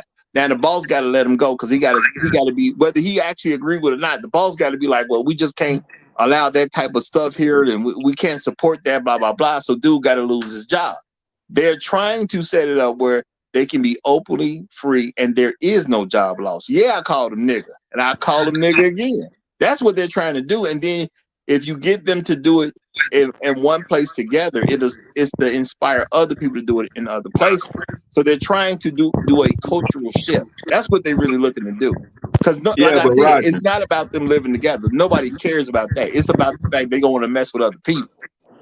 Yeah, but Roger, there's the deeper meaning behind this is that it's another indirect way of trying to push to have the word said. They have an opportunity to say the word when they want to say it. You know, this is not a new conversation from when they're wanting to say that, you know, use the N-word. You know, this has been since way back when. They've been wanting to use it. It's just another way to attempt to use it, in which, you know, they've been using it. They just don't like the repercussions, like I said. Well, I'm just using saying the N-word as an example, but it's beyond just being able to say the N-word. It's about being able to be openly racist without social repercussions. Right. Without me losing my job because I hate niggas. I hate niggas. I want to kill niggas. I want to lynch niggas. But if I say that out loud, they gonna say I'm a bad person. Yeah. I get a social repercussion because I can't stand niggas. You see what I'm saying? They want to be open and say they can't stand niggas. And I get it at the end of the day. Like I said, I ain't got no problem with a bunch of races getting together and living together. The issue's gonna come when it ain't about living together. It's about what they're gonna try to do to other people. That's where the issue's gonna come in. What the plot But I is, don't want to live what the next to them plot no is. way. That's what happens. It's the plot that displays their behavior, right? What the thing is, why would a bunch of openly racist people go through the trouble of building a town when it's plenty of places you can live and you ain't got to see a black man? Right. Because There's they plenty of want white the people plot. who ain't never saw a black man that wasn't on TV or in some movie. Yeah. They want a plot. They want a plot. That's the real answer to that. They want a plot. I mean, they historically speaking, they plotted. When they get together like that, they plot to execute unbecoming behaviors upon someone else. And we as the so-called Negro here in America have been subject to that, historically speaking. So this is not new for us. This is not a new conversation for us. No, I'm not saying it is. But that's why I'm bringing it to the light, because I know there's a lot you can brush off with this. But Right. my thing is, it ain't about them living together. This is not what And it's really Roger, about. And Roger, by any chance, so you guys are 13% of the population. Is there even like a slight chance that you guys might be just a little bit over 13% or no? What difference does it make? Let's say we are slightly over 13. Why Well, it is that makes a even a question? difference. No, I gotta ask, why is that a question? Because we talking about a certain subject matter. Why do you care about that right now? No, because you guys are talking about, well, if the white people are white people don't see black people in these many towns, specifically all across the U.S. What I'm saying is that if there's only 13% of black people in America, then, well, supposedly, then if there's more black people in America, then the chances are, even in these small little towns, there's still a likelihood that they might come across a black person, and who knows what they'll do then. There's places in America you can go and never see a black person. This is not a joke. There's people who grow up and never meet a black person in this country. Because there ain't nothing there, man. There ain't nothing there. Yeah, it's only 14% of us. But my thing is, people, right? So if they want to do their little racial thing and go to where they at, that's even better, because now we know exactly where they're at. You know what I mean? Yeah. Like, let them get out of New York and go move over there. All right, we don't got no racist white people in New York anymore. Let them leave Chicago and move over there. Now we know exactly where all the racist white people are at. And backstage conversation. Well, yeah, and that's what I'm saying. Them living amongst each other, I don't see as a problem at all. That's not a problem. Them living together, you know what I'm saying? The issue is going to be they not going to leave other people alone. That's what the issue going to be. But them living together, well, if you racist, shouldn't you live amongst other races? Why you got to live with me? You know what I'm saying? Because living with me, there will be a repercussion. You get what I'm saying? Just like even when you said, you know, can somebody who's not FBA say nigga? Everybody who asks me, can they say nigga? My thing is, my response is gonna be some version of, why don't you try it and see what happens? You know what I'm saying? Because I think, you know, there's certain lessons that you have to learn, and some lessons are physical. That's all. So I never try to stop people from saying nigga. It's just see what happens when you do, and there you go. You know, I done told people who I was cool with, work with these people. Well, you know what, blah, blah, blah, you can't say nigga. I say you can say nigga. You know what I'm saying? We cool or whatever like that. But see, if I say nigga, you ain't gonna do nothing. No, I'm not saying that. We cool and all, but just the fact that you said it to my face, I'm gonna have to beat you down. I'm not saying we ain't cool after, because I understand you were just saying it from an experimental standpoint, but I gotta beat you down just off the principle of it. It ain't that I don't actually like you. I understand you want to try and experiment, but I got to do my part for the black community to go ahead and beat you up real good, even though I know you. Now, after you heal up, I can let it go. Well, so I always issue my challenge, Roger. My challenge to them is find the biggest, blackest, meanest, 10 sandwich eating, Kool-Aid drinking black man you can find. He's angry at the world. He ain't got nothing to lose. Go up there and say it to him. You know what? That is a great challenge, but I'm just gonna say Just sit amongst some black people, period, and just see how it go for you. That's all. I don't think you need to go to a specific place.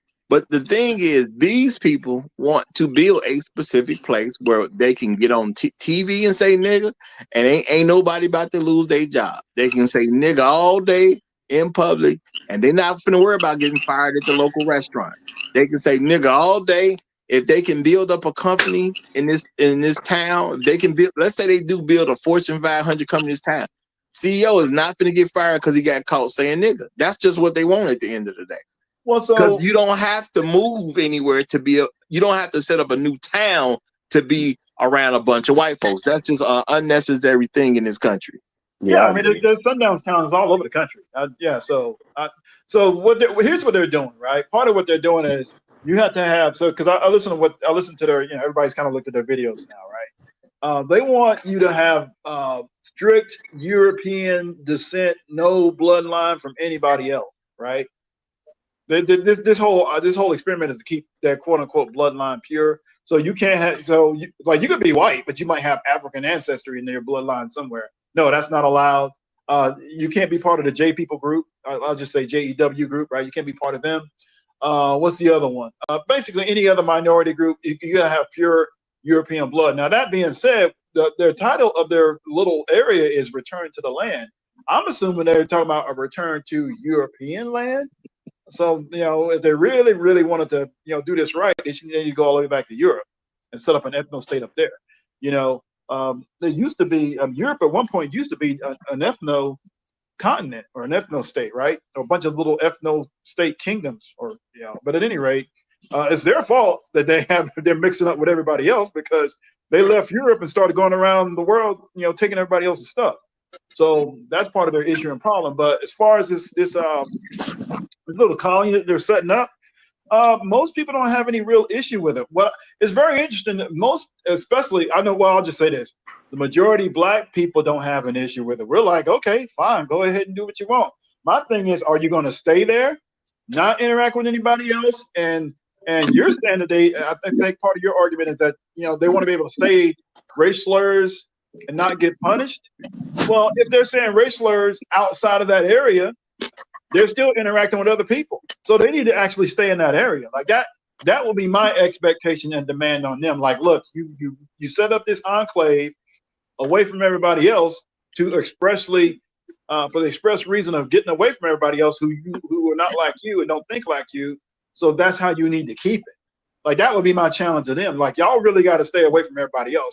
And my issue with them is that I suspect they're not going to be able to do that. Like a containment area, huh? Like a containment area. I don't fully believe they're going to be able to do that. Yeah, hey, look. Hey, let me just say this, man. Look, I need them to go ahead and do that. I need them to go ahead and set up the area so I can go over there. I can go over there and say, hey, where are all the white women at? So I know you're joking because nobody really wants to go over there, but because that's exactly what they don't want. That's exactly what they don't want. Because the thing is that when and this is the one thing that I've seen a lot of people do, because this is a discussion like on social media right now, and then people are trying to compare and contrast this little Ozark town, this whites only Ozark towns. We only want people of European bloodline, whatever. They're trying to compare it to Black people doing the exact same thing. So, and they're talking about those Black families that bought that hundreds of acres out in Georgia. So the difference is that those Black people are not excluding anybody else. All they're saying is, look, if you come and live in this area that we bought, that's owned by a bunch of Black people, it's going to be Black owned, Black focused, Black directed, Black, all Black everything. Now, if you Asian and you want to come out here and you want to hear about Black American history and Black culture, and you want to see everybody walking around in, dashikis and all this other stuff, you know what?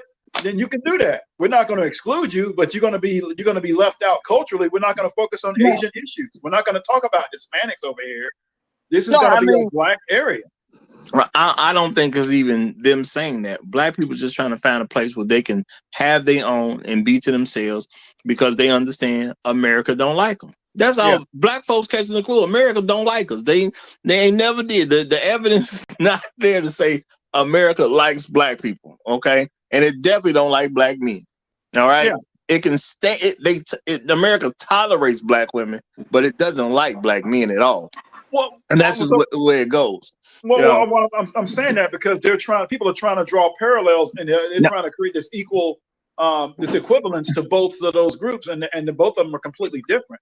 I just had to explain that to a bunch of white. Well, I didn't have to explain it, but I came up on the panel and I nicely explained to them. I said, "Hey, you guys are trying to make this equivalence as a false equivalence," and I completely disagree. And then I explained how they're different. No, I'm 100% agreeing with you. It's a false equivalence. These people got together so the people that don't like black people can live in one spot. That's an intention at the end of the day.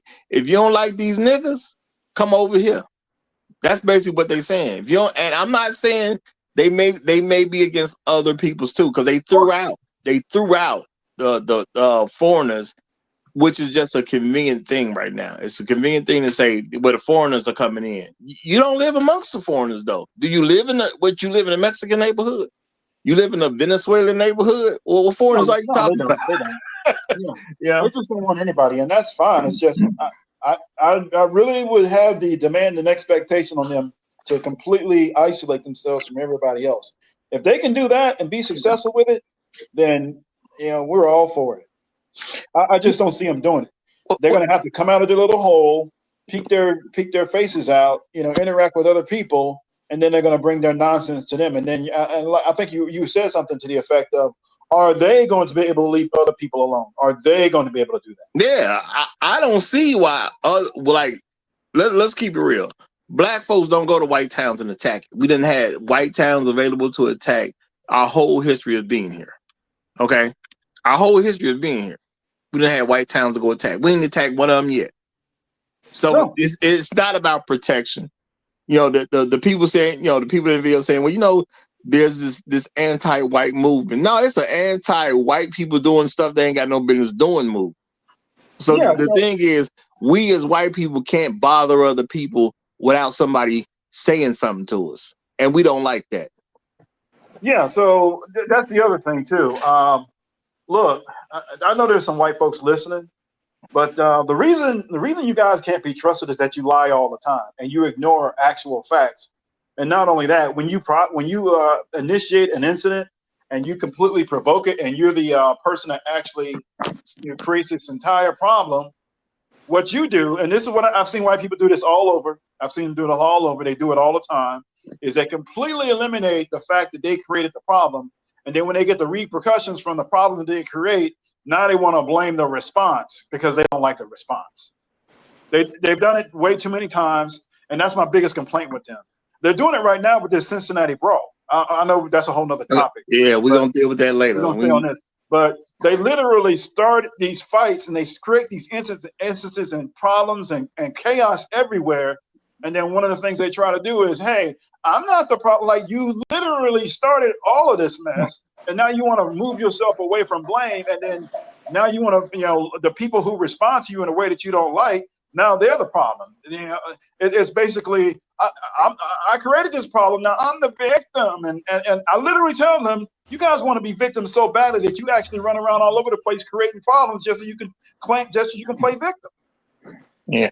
All right. Now I got two more guests that came up, so I got to give it up to PK, and I got to give it to Mrs. E. So PK, go on. How you doing, brother? Go on, get in there, and we'll get Mrs. E to follow him up. Hey, what's going on, Roger, man? I don't know what happened, if your channel got deleted or if this, what the fuck done happened, bro. Hey, I was wondering why I wasn't seeing your stuff pop up anymore. I'm like, what happened? Like, yeah. The cream gonna rise to the top, and they trying to stop the cream. You can't stop it, baby. You can't stop me, baby. You can't stop. Can't stop, won't stop. Hold on. Pause. No baby oil. No baby oil. But you can't fake influence. That's what I think. Kendrick said that, right? Absolutely. It can't stop. But hey, man, good to see you, and I'm glad to see you back and whatnot. If you've been around, that's my fault. I don't know why I wasn't seeing you, like I said, but you back now, so that's all that matters. It does take a while for people to be able to see it again. I because it's happened to me so many times. I do understand people don't see me instantly when I have to come back, but hopefully this will be the last comeback. They gonna get the message. You can't stop me. It's over with. Don't go through the trouble. Don't even go through the trouble. But go ahead, For brother. sure. Hey man, listen. I find it kind of funny in a way because I mean, look, I'm gonna say something candid about my own life. Okay, a lot of people know I've said it before, maybe on different panels and different spaces. You know, I live out in the cornfields.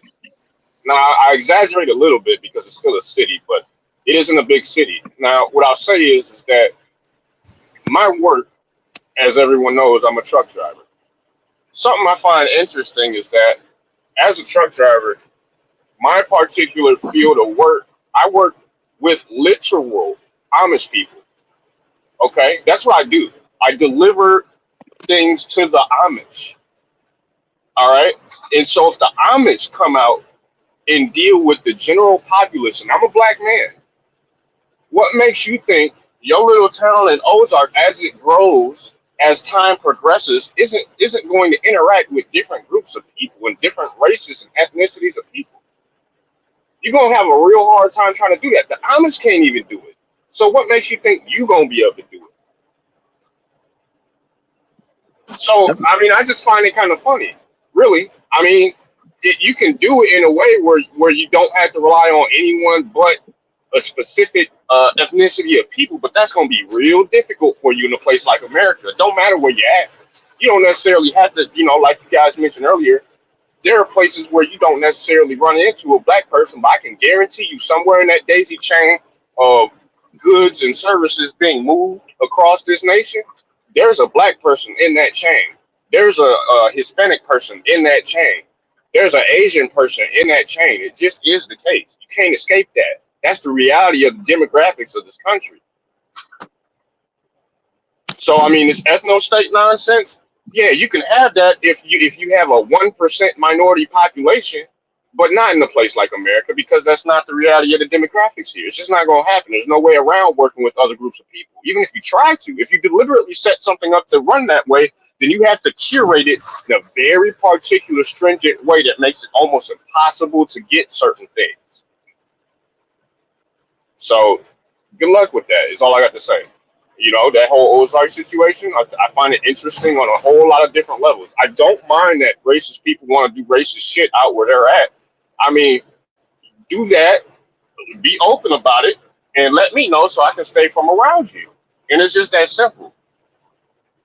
However, at some point, the reality, like I said a moment ago, the reality is that you won't be able to actually escape the demographics of working with other ethnicities of people, no matter how racist you are. That's all really I got to say on the topic. I think that's a very legitimate point, PK. Very good point to bring to the table. Now I'm gonna let Mr. Z get in, and I'm just gonna say quickly, hey, I work with racist white people on a regular basis. Okay, you know what I'm saying? Money green though, so I don't like to kick with white people like that. But hey, I got to do what I got to do to get this money at the end of the day. So it is what it is. But you make a great point, PK. That's a great point. I don't know what they're gonna do because you know, the niggas they hiding from, they gonna show up. They gonna show up. You ain't gonna be able to just get away like that. But Mrs. Z, go ahead, do your thing, my brother. Thanks for having me up, Raj. I should have cut PK off. God damn it, man. God damn. I should have. He stole like half the stuff I wanted to say. I promise you. I think I'm sorry, Z. You know we cool, man. Like, oh my God. So let's just to I just continue on want that. you to know, Mr. Z, I think the reason PK came back today was specifically to do that. That's what I think so. I think so. I was think it plotting on it. But thanks for having me up, Raj. And yeah, I got wind of this. I watched a couple of clips on it. The Whites Only Town. It's a political statement, as you were alluding to earlier, Raj. There are plenty of all white towns. Just by sheer demographics, damn, their whole states. Like someone mentioned Montana, that are pretty much 90 some odd percent white, right? And the excuse me, right type of white on top of that, if y'all get what Mr. Z is saying, the waspy whites, right? So you already have these borderline default because black people don't want to live in them places anyway. And other quote unquote minorities and people of color and whatever the hell's don't want to live in these places anyway. So it's a very political statement. So okay, fine. Another thing is that this is mainly, from my understanding, millennials and Gen Z, right? So this speaks to this a project that America speaks on, where as the generations pass, these people are supposed to become more inclusive and more tolerant. Well, look at this, right? So clearly not. You know, there's economic pressures also. Going to what PK was speaking about earlier, this if America's supposed to be what it said it is on paper, this is gonna fail anyway. Did anyone forget how HOA started? It was supposed to be about white folks anyway. How's that looking? The only thing they can do now is try to price you out the game and then claim that it's about class and income and wealth and it's not about race. That's how the elite white folks are playing the game right now. You could tell these are loser ass white people simply by the fact that they're not going about it the way they rich cousins do it. You're supposed to hide behind the money when you racist, bro. I guess they don't got the money to hide behind, so they got to come out and just say it. Look, we want to be around from around them Negroes. I get you, loser. This is loser talk. This is loser white boy talk. I also wanted to bring this up. There's a lot of black folks that are saying, "Hey, this is a great thing. Let them have their space." True indeed, but as Roger was speaking to, they're never gonna just stop there. If they expand, they will start moving in on black areas and they will be violent about it. White folks never just, oh no, we're just gonna do our white thing over here in the corner and not bother anyone. It's never gonna stop there. And I think it's very ahistorical to think that. Quick thing, when COVID first happened, one of the first people to know that something was up, or one of the first countries to know that something was up, was Taiwan. Because Taiwan got agents and whatever crawling all over China. And they knew something was up and they prepared mad early. Black people, if whoever's around, I'm not saying, well, y'all can't really blend in or whatever, but you have your ears to the streets for whenever something gonna pop off, right? All through that Arkansas, Missouri area, because they're not just gonna stay there. Let's say for experiment, they were to expand and more white folks said, you know what? Yeah, great idea. Understand it won't just stop there, right? What else? Yeah, taxes. I'm cool with it. They better not be getting not a single solitary penny from taxes, right? Not a single solitary penny from taxes, because that's your tax dollars. Go to fund their all white enclave. This is something we got to end in America. If you want to have your little special project over there, you either buy the land from the state or from the feds, right, and do your thing, but not a single red cent better be coming from the federal government, right? Because that's also black people's money. You can't take black people's money to exclude black people. I'm for you having your own thing, but you can't. Nothing better be subsidized. Local federal government, right? And the self-reliance thing, that's crap. So PK. Oh yeah, and by example, we have, and just bear with me on this little bit. I'm about to end out in like 30 seconds. The people that pop that self-reliance thing and states' rights thing, and we gonna do our own thing, the most are actually the most reliant. Red states, especially in the South, are the most reliant on the federal government. If they can't even fund all these programs and all the stuff they want to do by themselves, you think this little ragtag band of white folks won't do it? Outside of Texas and Florida, none of these states can fund themselves. That's all this states' rights and self-reliant. Yet you notice those politicians always go along in secret with some of these bills because they're dependent on this. If a whole state, 10, 15, 20 million people can't make it work with the little bit of money they have, you think a ragtag of 40 some odd people, they said something like that, can make it work with nothing out from the outside? Yeah, we'll see. I'll pause right there. We'll see. Yeah, that's it. Anyway, black man, I told you it's going to be you to drag these people kicking and screaming to what they said they are on paper. Anyway, I'll end it right there. Thanks, Russ, for letting me speak. And no problem. And we got Jado here. So I'm going to go ahead and give it to Jado. You got it, brother. Hey, salute, Roger, fellas on the panel, everybody in chat, replay gang, what's happening? Yeah, man, I may be, I don't know, man, I may have extreme views, man. and forgive me, I want to speak frankly or whatever. So when I look at it, well, for one thing, when I looked at the link, the second link particularly, man, forgive me if someone already mentioned this, it just remind me of Sinners, man, the movie. You know what I mean? And when I kind of looked at the eyes of some of the people talking, man, and I could kind of see like I don't know, I don't want to say a soulless type of entity or whatever, but yeah, I just saw creepiness. Let me just put a nice clean word there.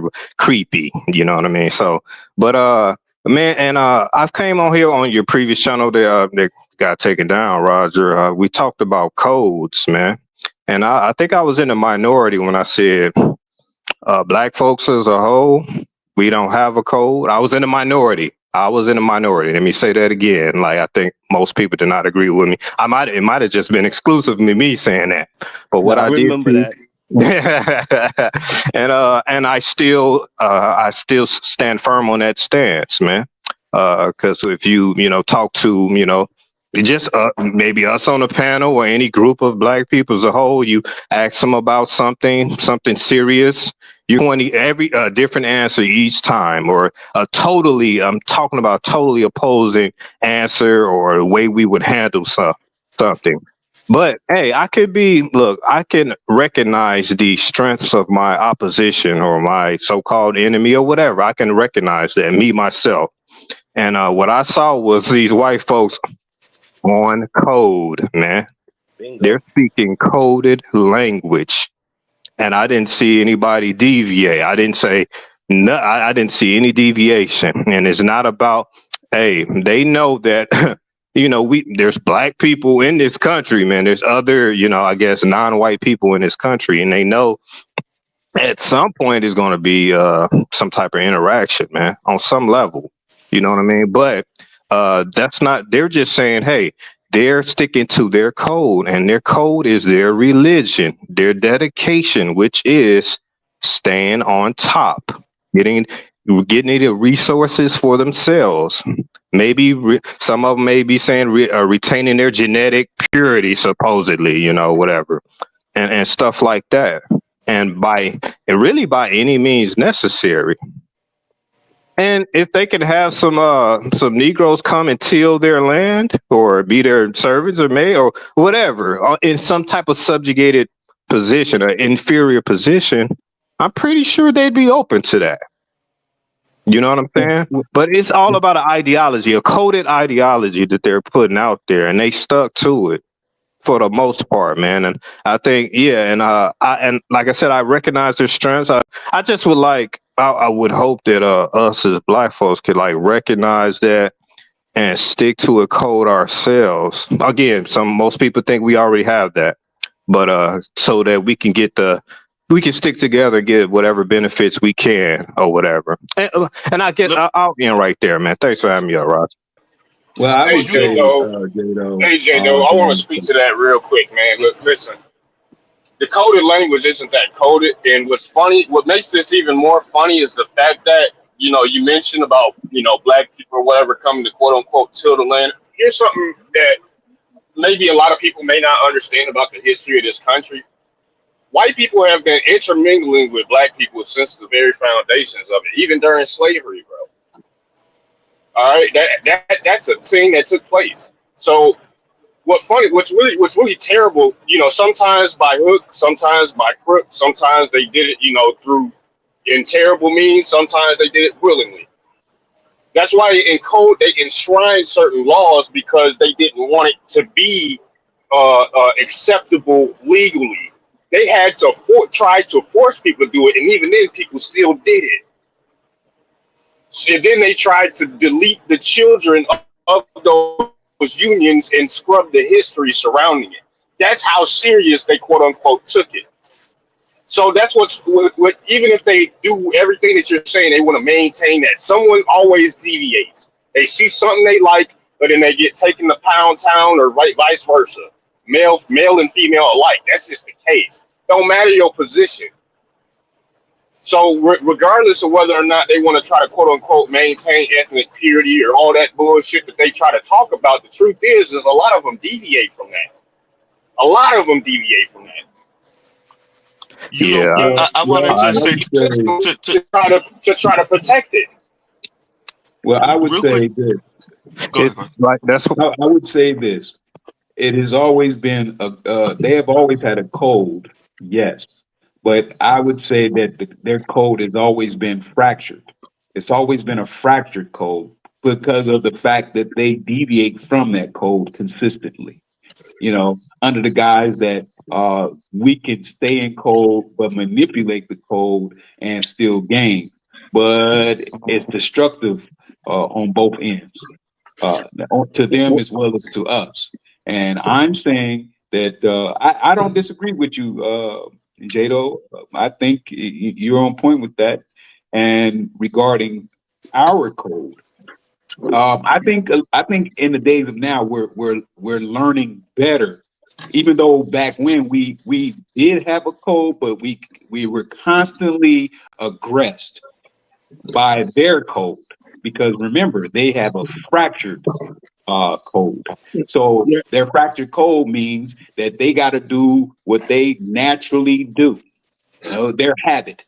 They got to stick to their habit, and their habit is being destructive, stealing, robbing, mobbing. Look, they stole the whole country, man. you know. Well, this one I'm gonna say. Look, at the end of the day, people can look at this and think it may not thrive. I'm gonna say there's enough racism in America that I don't see them having a huge issue. Because number one, black people ain't a hatred type of people. We're not gonna come over there and kill them just for being alive. We're not gonna do that. Let's just be realistic. I'm not saying maybe we should, but we're not going to. Will other people support racists in this country? Yeah, I think other white people will support racists. I'm just gonna tell you the truth. That's what my serious viewpoint is. I think a lot of other white people will support this group of people being openly racist, especially right now while they're using the coded language to try to pretend this ain't about racism, because this definitely not about being able to go to a white place and be able to quote unquote preserve white culture, because there's literally cities all over this country that they can do that in. So Roger, I have a Here's correction. real quick, everyone. I have a Here's no. the issue. Hold on. I have a correction for Roger. Roger, we would go over there and destroy the Punani. Yes, and leave it there. There you go. There, there's a reality and a truth that just needs to be spoken. They can't afford it, bro. They can't afford it. To be anti-black, to be racist, to want to have your own in America right now, you got to make some real money. To start your own township, you got to pay off politicians to look the other way. You got to move out in the sticks and build it your own. They don't got it. That's why I said earlier it's a political statement. They don't got it to go move in the middle of Montana somewhere. That's why they are where they are now. They don't got, and that's why I said what I said earlier. They gonna have to draw from some of that tax money. And thank you for letting me know that. I didn't know about the whole Walmart and stuff like that. Let's see if Walmart let it happen. I doubt it. I mean, the thing is, people can ignore stuff even though they support stuff. So I don't see anybody just coming out against them at the end of the day. The thing is, because they say like the leaders were like in their 30s. Do y'all have those are enough millennials? gumption? Right, but that's what I'm saying. Do y'all have enough gumption as white people to actually go really build it on your own? I get that they're trying to get other white people to come, but can white people actually? Will white people go through the trouble of building up on their own? Because if you go to a place where they know no regular amenities that you would expect, that's a lot for people to give up to build something up.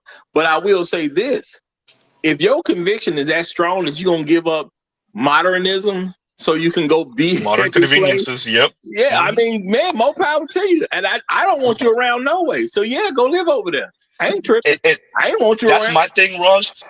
Look, even for more white folks than people think, they don't got it, bro. Millennials don't got it.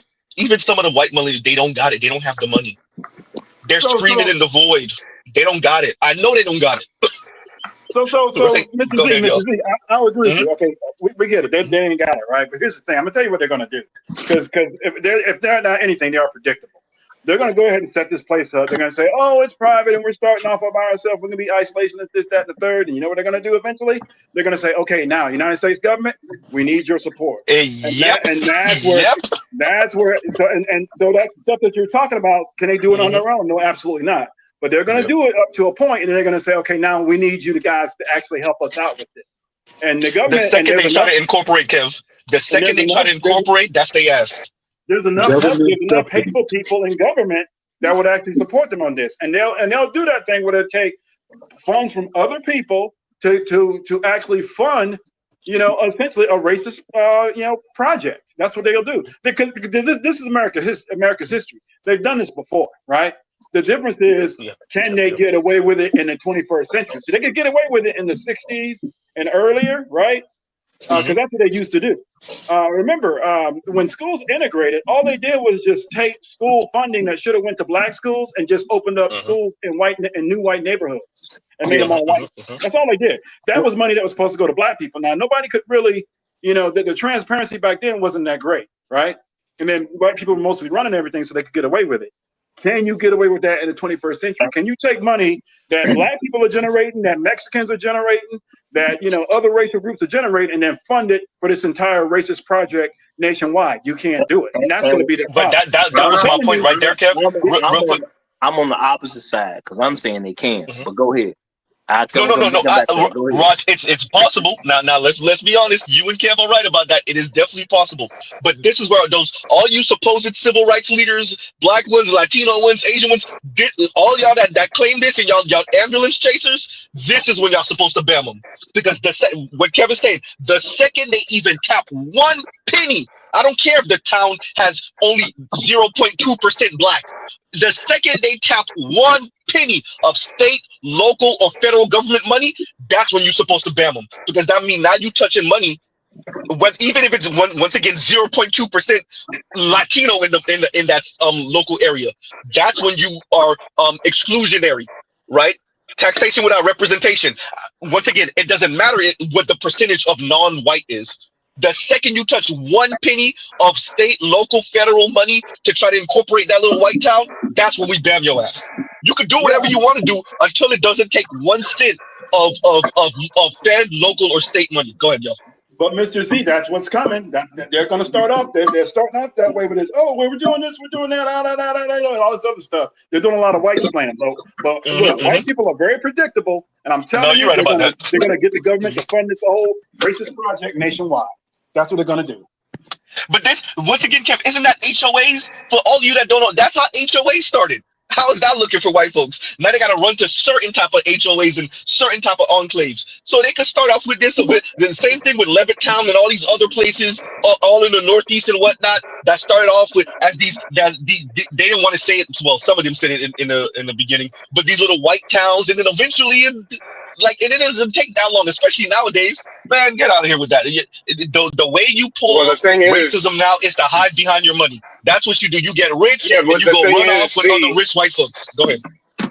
Yeah, but the thing is, as you just so intelligently pointed out, is the starting of HOAs, and right now the way that they're trying to do this, as you also pointed out, it costs a lot of money, and they don't have that money, because if they did, they would have already set it up in such a way that they would have essentially HOAs and gatekeepers and different politicians, pulling levers to get this done in a different way. And this wouldn't probably be public anyway. We wouldn't know about it yet. So it's not number one, it's not shaping out that way, and it's not going to happen. It's already kind of too late. People already know about it. So I mean, like I said, even if they go through this process, you've already kind of tipped all other groups or ethnicities of people off. And if you go through the government and try to get this done for any sort of taxation purposes, you're gonna get. I mean, if you could get the largesse of a billionaire, PK, If one of these I'm not gonna name them right now. Y'all know some. We all know the suspect Put like this. Put billionaires like this. that if they could get billionaire money, they'll be all right. Go ahead. We will use Jeff Bezos as an example. We're not saying Okay. anything about Jeff Bezos. We're just using him as an example.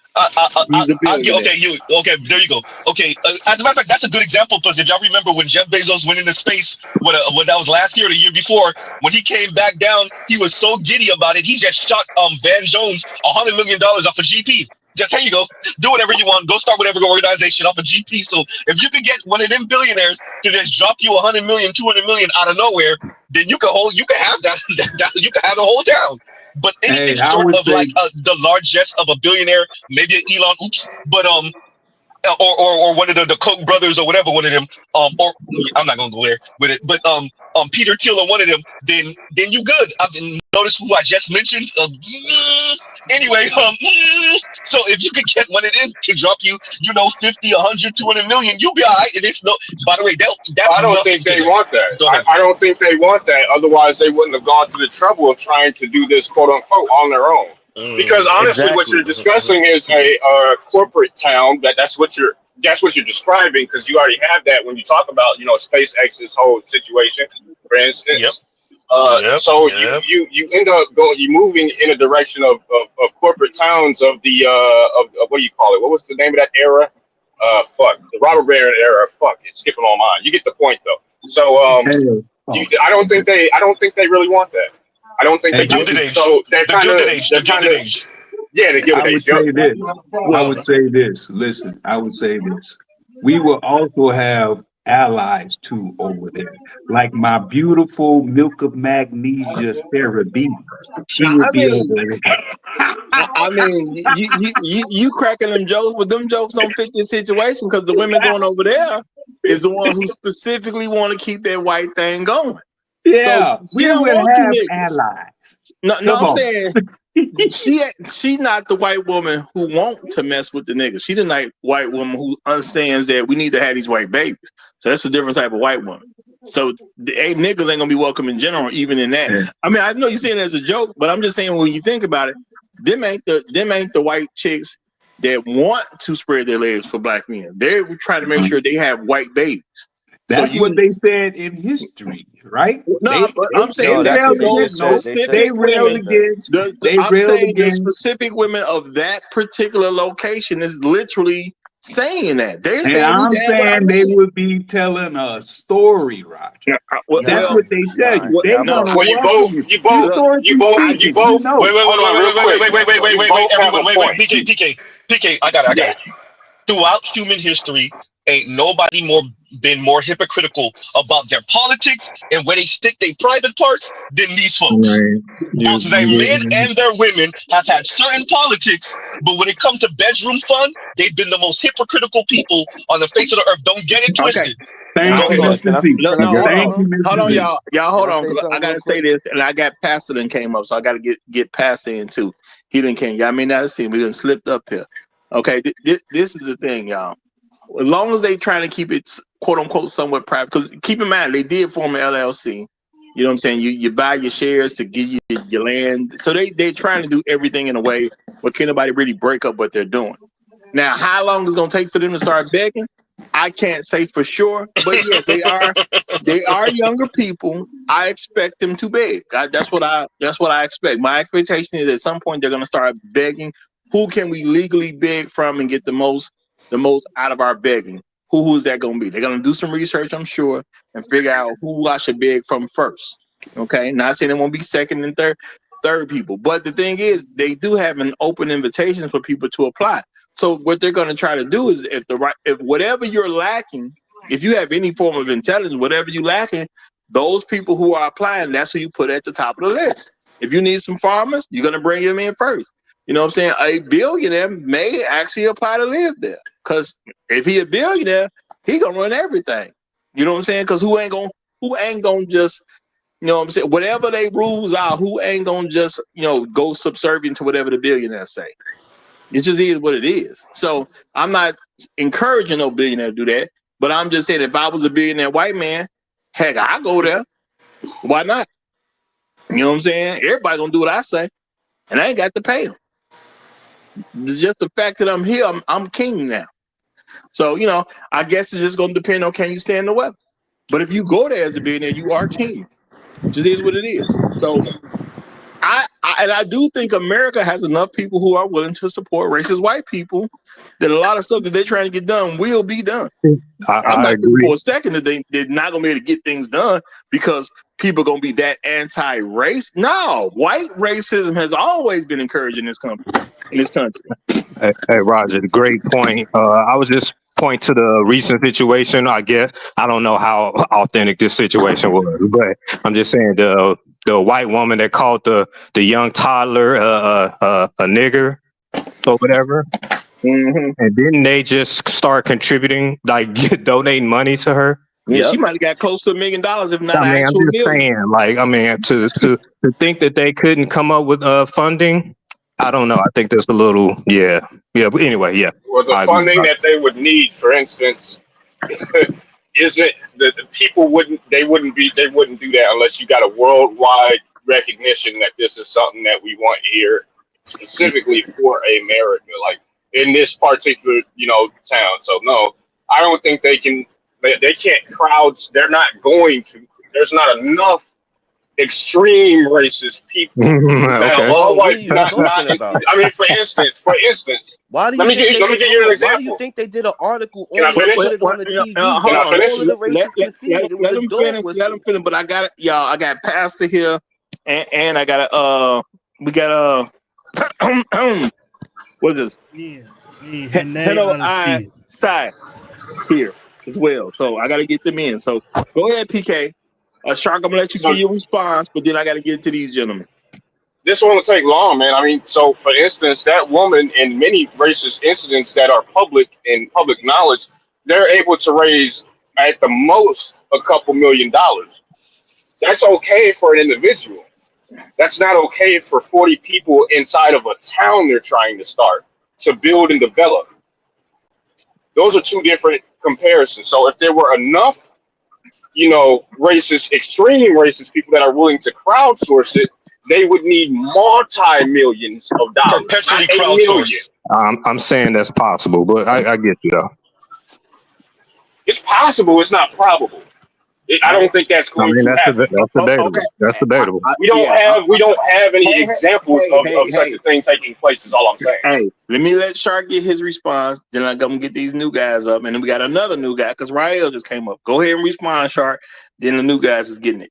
Well, we don't have any examples of that because this is the first one we're seeing. Why do you think they literally did this hit piece on it and put it in front of the whole world to see? That lady did her little thing and she got $1 million. You're gonna have racist people that's gonna be like, you know what, that's a good idea. I'm not brave enough to go over there with them, but I'm a fund it. Jado was absolutely correct. We are literally underestimating our enemy, and that's how we always get our behinds beat, by underestimating the enemy and what the enemy will go through to do what they want to do. And I'm just add to that. I think a lot of them folks is gonna go there because again, at this point, I kind of see it as advertising. I don't even necessarily see it as a hit piece. I didn't see enough of a hit as a hit Bingo. piece. I That's saw it as fair. advertising. It was a commercial. There you go. That's what I'm saying. Yeah, it was a commercial. But let me let these new guys get in, y'all. So, Pastor, you got it first. Hey, thank you, Roger, for having me up.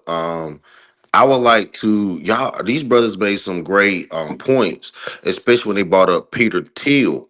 And what Peter Thiel is good at is he's good at finding white talent like JD Vance, Elon Ding, ding, Musk, ding. and he's good at funding them. And what he's really good at is he's good at manipulating them. He will get them to drop out of college and join under his financial research projects and give them a Fortune 500 company and make them rich. So therefore they can start these what we call DAOs or DAOs on the cryptocurrency. Pretty much it's like a new state. It's like a new network state, and they can pretty much have all oligarchies that run these small countries within a country. And they stole this from black people. Rosewood, Durham, Tulsa, um, Speak on it. Waxahachie. There are so many of these small cities that black people built that were cities within they were countries within a country, or cities within a city.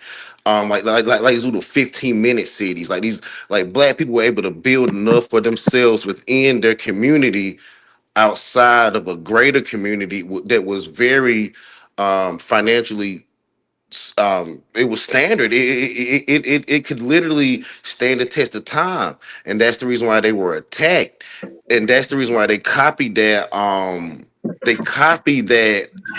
prototype. And that's what Peter Thiel and these 15-minute cities and these multi-billionaires that, and he's from the alphabet community, but they're asking him about God and religion and IQ and city building.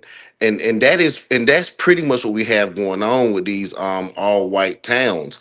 They're trying to produce what black people produce because we felt ostracized and we felt like the United States was against us. So we created our own little towns. And now white people Well, are trying to copy that. hold on. We didn't feel anything. We were ostracized. We had to go build our own towns for our own safety. Totally Yeah, different that's thing. true. That's Go ahead, true, though. but Go ahead, though. that's true, but okay. So our situation wasn't a feeling. Their situation is a feeling. White men can't point to where they're actually being having a need for affirmative action and these things of that nature, but yet they're making that claim. And that's where these oligarchies, like the brother, I think it was a hot sauce or Mr. Z, I don't know which one, I get them confused sometimes, both of them are brothers, but they made the claim about the Peter Thiels and the PayPal. That's what PayPal mafia was. And I'll land there. Yeah, so the difference with Exactly. all of that is that black people didn't get government money. They did all that. They did all that on their own without any help from anybody. See, that would be the difference. These people aren't going to do that. They're going to get government backing. I'm telling you, it's happening. It's going to happen eventually. Let me make a fair check. I just real quick, Roger. I'm gonna move out the way in 20 seconds. Shout out to Hot Sauce. Look, Hot Sauce is an Ivy League brother. I am honored that y'all mistake me for Hot Sauce all the time. Do not do that to Hot Sauce. Shout out to Hot Sauce all day, every day. But look, this brother's doing big miss. I know every once in a while we might sound like I am honored to be mistaken for Hot Sauce, but we are not the same person. And Okay, shout out to Hot Sauce. yeah. Hot sauce deserves more respect than that. And See, I ain't saying all of that, That's Roger. my Goddamn, bad. I ain't saying Roger, all of that, but Roger, damn. hey, I'm Roger, messing that's with my you. I'm bad. Roger, joking, that is Mr. my Z. bad. But I'm joking. No, I've I'm always joking, thought that Mr. they Z. were the same No, person, no, no. We just just playing joking. games We with just me. joking. That's We my just bad, joking. though. Yeah, That is my no. bad. It's not. No. It's not Hey, actually a bad thing. I actually see it as a compliment. To be honest with you, all right, right? all right. But yeah, go ahead. Yeah, let me I know is we joking and whatnot, but I want to get these other guys in real quick. So, you know what I'm saying? Uh how do you pronounce this one? Henny Alce? Is how you properly pronounce it? Yeah, Hennessy. But Oh wow. Yeah, that's what you're doing. I thought it was some African name or something. Okay. Go ahead.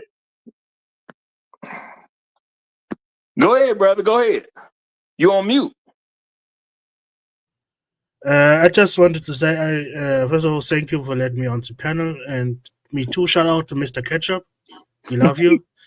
I just wanted to say, I watched the video. Like, why are you? That is something like, as an outsider, why are you surprised that white people are doing it, and that they get maybe funding from the right wing white community, or even right-wing politicians that make it through the government? Like, I don't get it. Like, you have Amish in your country who are just the same thing. Like, do you ever saw a black Amish? Yes, I still they have it. exist, but they're very rare. They exist, but they're rare. Yeah, they're around because you have Amish people who actually adopt black kids. Yeah, so they exist. Yeah, it's probably the guy you gotta find with no legs. Probably same thing. It exists, but you ain't gonna really see it. So, like I said, like, for me, it's just, oh, okay, there's another thing white people trying to go into the woods and trying their own thing and end up inbred. Let them be. Well, you know what? It could come out that way. It could come out that way. So It always come out that way. Like, tell me a pure white community is not inbred. But I'm gonna say that the kissing cousin thing is definitely more of their thing. That kiss, it's definitely more of their thing. So part of their recruitment is to actually get people from other countries. Also, they want people from Europe. Now, remember, a lot of people from Europe are not, keen on coming to the United States. So that's going to be part of their issues and problems too. But they do have like foreign investors. Well, hold I'm on. about to drop before Rod I goes. You gotta don't give mind? it to Go ahead. Rael. I gotta give it to Rael. All right, go ahead, Mr. Let me, Steve. because I'm about to jump in a minute. So there's something that you'll see Europeans, and oftentimes, especially on internet content, because the beauty of the internet is that we get to read the comments and whatnot of social media stuff. And you'll see videos and white folks will talk about European culture, and you'll see white Europeans say, "What the hell are y'all talking about? There is no European culture. You're talking about how many countries in Europe that have been to war with each other." Right? Like, so they find it comical when white folks in America say European culture, and they're like, you mean warlike? Right? You mean infighting? That's what you mean. That It's is a the code culture, word, though. right? It's That is code the word. culture. Yeah, when But white folks from Europe or other countries get here, they immerse themselves into America. They give up their European, whatever culture they have, to become American. That's part of the requirement. And that is my point. Thank you, Kev. And I'm gonna land right there. Kev just said it. If you mean what you said on paper, and we realize y'all renege on it every chance y'all get, when y'all back is put to the wall by what y'all wrote on paper, y'all do what y'all do all the time. And I'm glad, Kev. Thank you very much. I'll land You right mean there. Thanks for lying? having me up. You mean No. being I'm saying Kev inconsistent? is right. Yeah, being inconsistent, exactly. Not meaning what you said on paper. And I'll pause right there. Thank you for having me up. All right, y'all. All right, well, let's get a flow to Rael. All right, shout out to you, Mrs. Z. But let's get a flow to Rael. You got it, Rael. Peace, Roger. Peace to the panel. Peace to the chat. I think something has been missed here that is very important. And this is where we lose the game. Media is very savvy. And there are people who fund media who have agendas that are very savvy. One of the things that you're starting to notice amongst so-called ADOS, FBAs is the idea of looking at ourselves as this homogeneous group type, which is something that we've not been looking at ourselves as a collective group. The last election made Black people have to do a lot of self-reflection politically. And in that self-reflection, what we started to notice was that there were a lot of people who were outsiders to us, who were really against us in our interests. We seen this in the reparations debate that took place in California, where they did all that posturing starting back in 2021 when California started the commission to study reparations. And when it came down to the Congressional Black Legislative Caucus in California to bring it up for a vote, after doing all of the studying, spending all the money, they didn't bring it up for a vote. And so I say that because what is the very thing that gets Black people distracted, more so than anything in this country, is the notion of white racism and feeling excluded. That is the one thing that we fall for every single time. We fall for it every single time. Like it's it works so well. It's been used for like over 100 years. That's how good it works. And to me, this is another example of that. First of all, most of the people up here, most of the people listening to the stream would not even want to live with these people. Number one, wouldn't want to live with them, wouldn't want to be around them. It would not be a town that you would want to be a part of. But one thing that this story really does highlight is the lack of will on our behalf to do something similar. Now, why do I say this and why is this important? When they're setting up their own towns and stuff like that, you know what they're also doing? Setting up their own local government. And what does setting up your own local government allow you to do? It allows you to tap into certain things that you can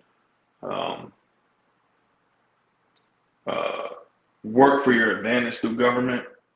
And if y'all think that racist white people can't tap into government sources of money, they've been doing it forever. When they openly stated that they was racist, they've been doing it forever. Okay? Because you want to know why? The federal government loves tax money. And as long as the federal government can siphon tax money from different districts and towns, they'll look another way. It's called money. It's called politics. That's the game. Okay? Now, when we have people like, let's say, for example, Robert F. Smith, I'm going to use him as an example. Because we like to talk about their billionaires, but we got some too. When Robert F. Smith started getting into trouble, what black people in political power came to his aid to defend his position? I don't remember seeing any people come to his defense on our side.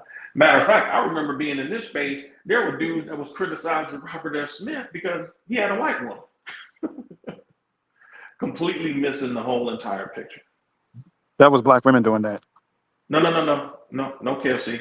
I've been in here. I've been in the space longer than you. There was a whole bunch of. It was a lot of black dudes that was saying. It wasn't at this time, but it did happen in the space. It happened. Yeah, black men did do it. Black men did do it. He's Yeah. not lying. Yeah, yes, they did. So my point is that every time a situation like this comes up, we lose the ball. We lose the ball because we don't fundamentally understand how the stuff works. You know, we look at government to address grievances. Other people look at the government to help them get money. Because that's what it's supposed to do. Your vote should translate to you having some money. It should. I don't know why people don't understand this concept. The government is not there to make you feel good. That is not its purpose. The government is supposed to help you get money or keep money, not take your money. If people in government are taking your money, you're not interfacing with the system properly. Because other groups of people are doing the same thing, including foreign, quote unquote, black folks. And this is where we dropped the ball as a collective group, because at one point in time in this country, we did understand this. We did understand how to interface with the system. We didn't agree that it was a perfect system. That's not how men approach these type of topics. You don't approach it like, oh, it has to be perfect. That's how females approach situations. From our perspective, we are trying to get power. We're trying to leverage our position to get as much power as we can. So as much as these people, I know what they like to get their jollies off on us. They're going to put a story out there. They know we're going to be reacting to it. They know we're going to be responding to it, all emotional.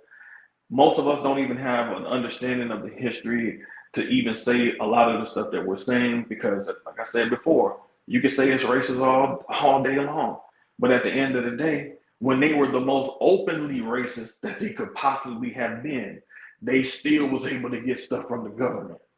Okay, and it won't be any different now.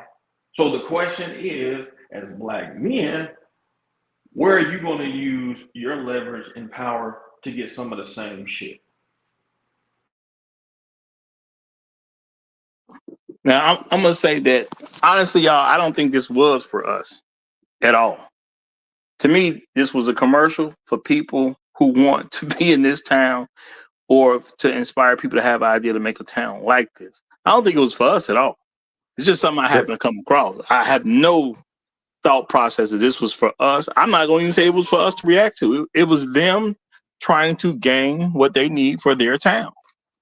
You But know, the thing about it is, Roger, they failed at their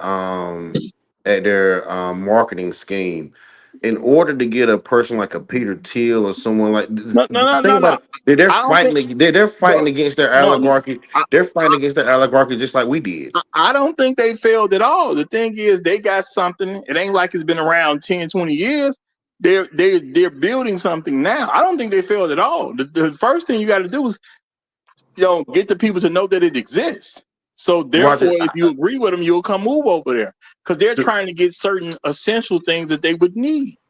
the reason why I think they failed is there's plenty of cities that are 85 and 90% white and 2% and 4% 2% black and other. So there's plenty of all white cities still in this country. And the reason why they fail is because they want to separate from the system rather than join the system.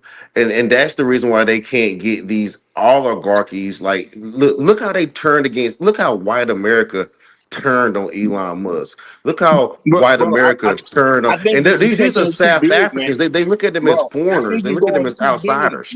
You're going too big. When you start something, you're not looking. You will take it if it comes, but you're not looking for a major baseball team to come move into your town. That ain't what you're looking for when you start something off. It's nice So if they come, but you're not looking for that immediately. That's what So I'm saying. Roger, that's what I mean by they're against the very people that could help them. I'm glad that Rael brought up the fact that how we were against how we were against the Smiths and the oligarchies and the billionaires. And I think we Hey, were against that as why do you, black people is because we were against those No, people becoming kings over us. I don't think black people are looking for a king. We're not looking for another Martin Luther King. We're bro, looking for freedom.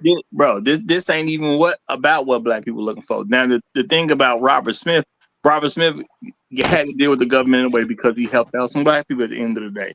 Yeah, and then the people in political positions should have said something because I said something because I'm on social media. They should have said something for that man at the end of the day. But this ain't about that. This is them advertising. They have a small thing going on.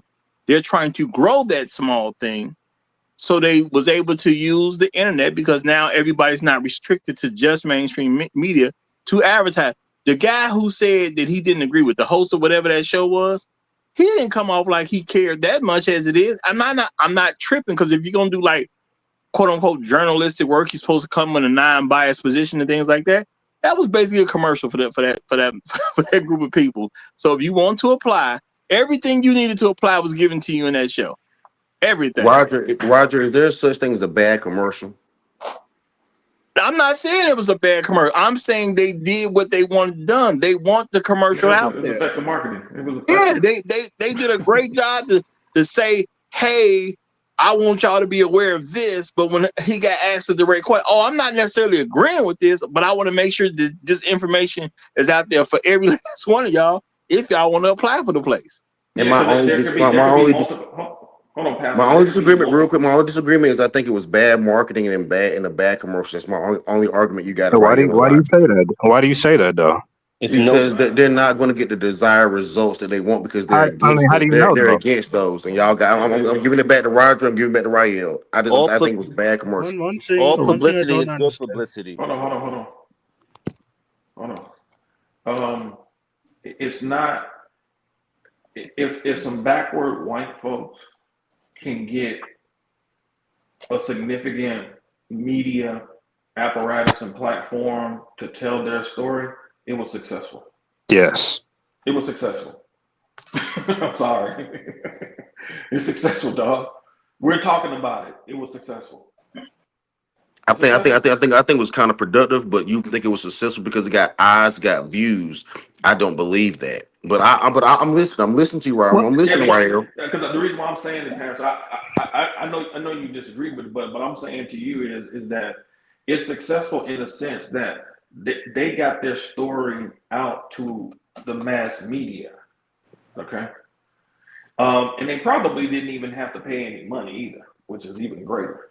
So, because that's how media works. You know what I'm saying? They have their agenda, and then the media has its own agenda. Now they might have put this out here for to hit the algorithm to hit certain people because you hit the certain algorithms, it can the right kind of people get it, they get depressed, all these types of things, they stop working with each other. It can have that type of effect. Malcolm X said, and this was when he was in the nation, and this is when he was talking about Elijah Muhammad and the stuff that he had going on, which is why Malcolm split. And this was in the 60s, and Malcolm X said, the reason why this is such an issue, he said, because black people are always looking for an excuse to quit. That's what he said in the 60s. He said they're always looking for a some excuse to quit something, to stop doing and working together and moving forward. That's what he said in the 60s. And this is when he was a part of a black organization that was about black people working together. So this is a strategy that works, man, to perfection. This is why they keep doing it.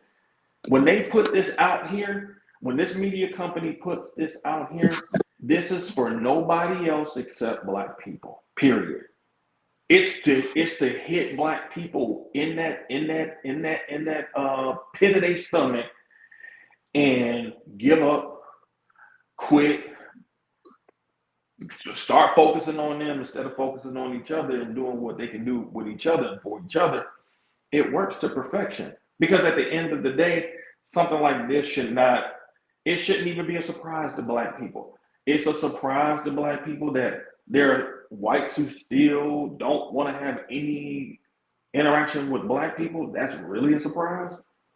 If you still surprised by that, you know what? Integration really worked on your mind.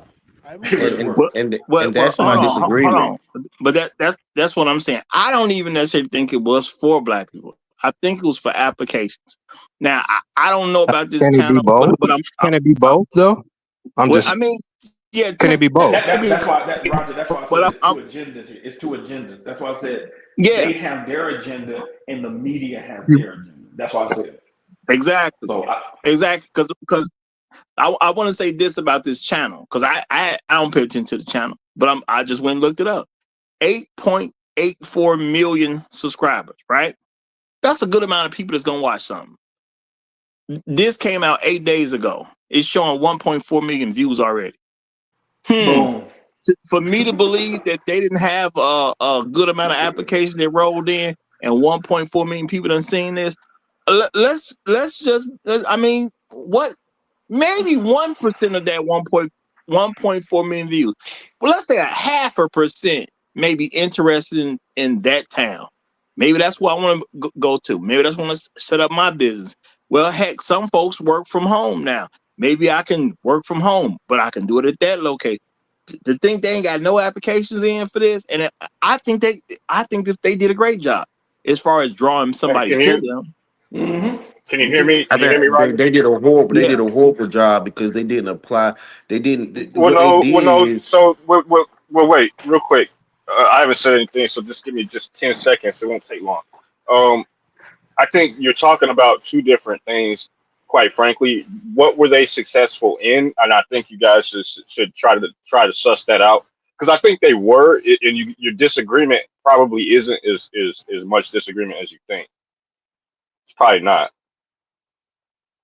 yeah, because I don't think black folks no was my no the my intended audience. my disagreement is sound. My disagreement is they They put this application, like Roger said. I agree with Roger. It was a verbal application. We want only white applicants to this new state, this new network state. They talk about growing this network state to Appalachia, to the Ozarks, to Montana, to Idaho. They talk about stretching this network state across the country, right? What I'm saying is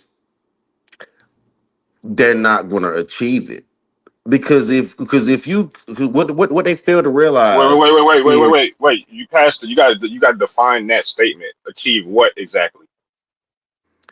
so they're not going to achieve the glory or the greatness that they think. When I saw when I saw What that does that all mean? white What neighborhood, does that mean, bro? I saw a bunch What does of dirt glory and roads. greatness mean? I saw a bunch of dirt What does roads. glory and greatness mean, bro? I didn't see water wells. I didn't see plumbing. I didn't see Yeah, but they paved just getting roads. I didn't started, see bro. schools. They just getting started He's though. not Why? Is define your your. enemy? This How is is your not just enemy getting supposed to started. show you This is everything just that they getting on the got? news media. This is just getting they being started, Roger. They just sorry at it. And Bro. they're not as good at it as we were. We Is were it? better at building our own, we were better But at building what Tulsa, Durham, Pastor, Oh what Appalachia. wow, yo, you Pastor, crazy. Y'all, what I'm saying is, even if you build a house, if I come by where you're building a house every single day, it's gonna be a little while for it to look like a house. We got to dig up the foundation. We got to set it in there. You know what I'm saying? You got to get different people to supply different things. It ain't gonna just boom over. It's not an overnight Gotcha. process. For At the me, end for of the day. me, it's a little bit confusing because I watched the video. It's just one family, right? Exactly. It's one It, family there. It's one family there and a bunch of Yeah. single No, no, white no, no, people. no. That's not my point. It's one family, and they said, okay, we're starting a little thing. We try to expand it to other things that already existed, like the communities in the Appalachian Mountains or other things. Like for me, it's like, okay, we're just trying to expand some things that already existed, like connecting to a system. And our thing is just specifically here in Arkansas. well, I'm gonna say it's probably one dominant family, but you did have a couple people who've already got there, got together, and now they got married. So they finna Well, start here, families too. So yeah, of well, course they here's recruit more people because you can't have Yeah, everybody in the same gene pool. That's not Roger, going. well, wait, wait, wait. Here's something Roger, interesting that that white maybe woman, wasn't pointed out. Roger, that white woman Is that met that that man, but real? that white. I'll be real quick. That white woman that met that white, you're right. They had one family, then they had another couple that met and wanted to have kids. She's yet to have kids under the stress of that situation of relying on nothing but white people, white water, white groceries, white produce, white. That may not be stress to her. To her, that might be comfort, brother. That's what I'm trying to tell you.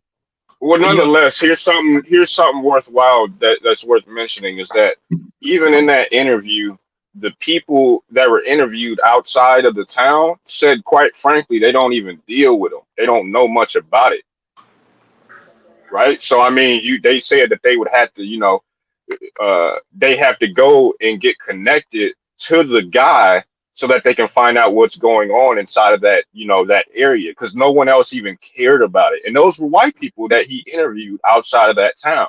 So, like I said, this isn't, even if they do expand, you end up intrinsically connecting yourself to other groups of people, whether they like it or not. So whether or not their neighbors look like them is irrelevant because they're, the people that are going to be coming into their town to either interface with them, do work with them, any number of things, is going to be other groups of people they're going to have to interact with. They cannot escape it. That's just the makeup of this nation. So I mean, even in these quote unquote white towns that exist, there are still other groups of people that they have no choice but to interact with. They have to filter it out systematically by virtue of wealth and money. That's the only way they can make it happen, and they don't have it. It's already the case right now. So even with the advertisement, as they grow larger, they'll still have to interface with other groups of people. There's no escaping that. Exactly, but Exactly. you I don't. already you're already 10 steps ahead. Like Roger said, it's only the beginning, guys. Like you know that things grow over time. Like we are not into halftime right now. We just started the game. yeah, This is not going to grow over time because, like the brother just before me, I'll be real quick. Like the brother just before me said, and the reason why I disagree is the reason why black cities did not exist long term is because they had to integrate. Even Tulsa had to deal with white people. Even Durham had to deal with white people. Rosewood had to deal with white people. We tried to create our own ethno state, right? That's what they're trying to create, an ethno state, right? No, what they're trying to have a culture that goes globally. You know what I'm saying? They said That's the ethno state. That's the no, ethno state. brother, they said they want a global network of people. They, you know what I'm And saying? that's This is just one little still an beginning. ethno state. This is just one little beginning area. Okay, no way. I, I I mean, I it's agree. not Even if even it just goes, necessarily an ethno state. When somebody say I'm trying to be all over the world, you might as well accept that what they're telling you is they're looking for global domination, not an ethno okay, state. so They're even saying if it's I want the global, entire world to be under this system. even if But the it's thing global, is hold on okay. though. But the thing is, you ain't gonna become this global superpower overnight. All that stuff takes time. Sometimes it takes centuries to do some of this stuff. Now with technology, things may move faster now, but ain't nobody just gonna quote unquote take over the world. And you're gonna have this large section. Like nobody gonna get a country in a week. Yeah, we're gonna take over the world. So next week we taking this country. Then the next week that's not gonna happen. This is about, hey, we don't have certain things. We're gonna need resources. We need to put it out there so other people can apply, so we can get the type of people that we need, because we need people who understand technology. We need people who understand farming. We need people who understand all these different components of the world, and we have to make it hospitable for people, because people like to go to places that are livable. And that You is can where get to where integration kicks in. Because why do you think they brought all those Haitians into Springfield, Missouri? Because that ethno state was not doing what it what needed to do, Roger. So they needed what the people, what they needed help. but the thing is, you're trying to compare this group of people with governmental power. It's two different things at this point. You got a little group of people that don't have any governmental power. I'm not saying they won't gain governmental power over time, but they don't Mhm. have it right now. They can't do that type of stuff right now. That's why they want it to be known that we have this place that we're building, and we want people to apply. This is a great first step. Well, then, Roger, this is the reason why. Why didn't so if we were if so this is the reason why America at one point was 90% white and 10% black. They had that ethno state that they wanted. They really did, and they still need to bring in that 10% black slaves and indentured servants, Irish and Italians, to create to create that working class that they needed, because they cannot do it by themselves. And black people, we did You, a lot. We did a I'm lot not. by That's ourselves, and not we the weren't argument able I'm to do it making. either. I'm not That's making an something argument that new. they can do it by themselves. You never heard me say that one time. What No. I'm telling you is this group of people say, "Hey, we need to do it by ourselves." That's what they saying, and Again, they that's serious. nothing new. Roger, That's Roger, nothing new. Roger, Roger. 15 years ago, they tried to do the same thing in Idaho. And what they found out was that a lot of these white people, they were not pure white people. They found that most of them were mutts. Some of the white people who were trying to get their own white state found that they were small hats. So they quashed that down in Idaho, because they found that most of these Americans are not the purebreds. They are mixed up, and that's what America, they have a lot of stuff in them. So when they try to do this white peer stuff, they're not pure. They're not pure. If they want to be pure, they need to go back to Finland and all these places, Norway and stuff like that. So it's just hardly really impossible, because once they start checking their DNA, they're gonna find that there's a whole bunch of stuff in them. Well, with that's why Just like in Europe. well, I'm just gonna say there's a reason they didn't just go back to Europe, because these people could have just, instead of let's going over here, let's just go on over there. They didn't want to go, or they just don't actually have the money to go. I do think there's a lot of financial barriers that these people have, which is why it got put out there the way it got put out there. They don't have the money to advertise. You know what I'm Yeah, saying? Well, I, hold on, Ron. I, See, yeah. hold on, One wait a minute. thing. Hold on. There's a show on Netflix called Shooter with Ryan Phillippe and Omar Epps, and it was actually a great show. And there's a part in the show where there is a racist fraternity at this college. Now, mind you, they represented wealthy whites. So they came from wealthy families. And so when they were able to crack like who was behind it, it was a white dude and he represented some secret group or whatever. And so one of them said something about like you support this racist stuff, blah blah this. And that white dude was like, God no, they're dumb. he said, but we were just using them for our agenda. Yeah, That's and what the that, white dude said. The white dude said, like, we don't, and that's what it is. We, like I said before, man, this is one of the reasons why I never use the word white supremacy, because I know so much, and I know so much about our own history and what we've done as black men. That word cannot really exist in terms of history. It just cannot exist. And so, but one thing that they have been able to propagandize us into is always reacting to the notion that white people are better than us and excluding us from something. When the reality is that building amongst your own is not a foreign concept. Most foreigners that come over here, they operate that way. It doesn't matter if they're German, French, Kenyan, Nigerian. For some reason, it's been an issue for us.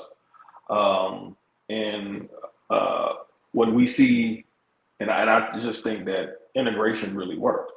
The concept of integration and being around white people and needing to feel equal to white people is such something that, and mind you, these are people that needed you to integrate into them so you can help them make money. That's the reason why, one of the main reasons why integration was put forth. It was to take your brain capacity of your group and put it in their group for their companies and their families' benefit. So before that, like we did business with white people, like Pastor was saying, like we had we weren't, it wasn't an ethno state thing for us.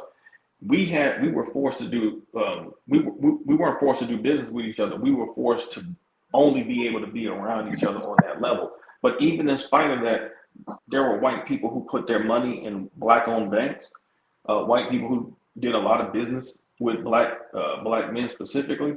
So we didn't have the same approach as them because we were in a different position. But we still proved that in spite of all of those limitations, we still could compete. And the only thing that really held us back was the fact that we really couldn't really hit the other markets like other people could do. We were the only people that were limited in terms of being really able to access fully other people's markets and compete in other people's markets. But in terms of like securing our own market, we had pretty much solidified and controlled our own dollar. And that's why we were able to build the institutions that we built.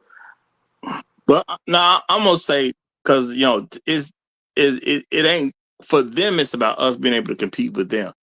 I'm gonna say the reason there ain't certain stuff in place because when black people got together to do it, it was deliberately destroyed. Nobody else has had to deal with that. You build something up, and then somebody else comes in to destroy it.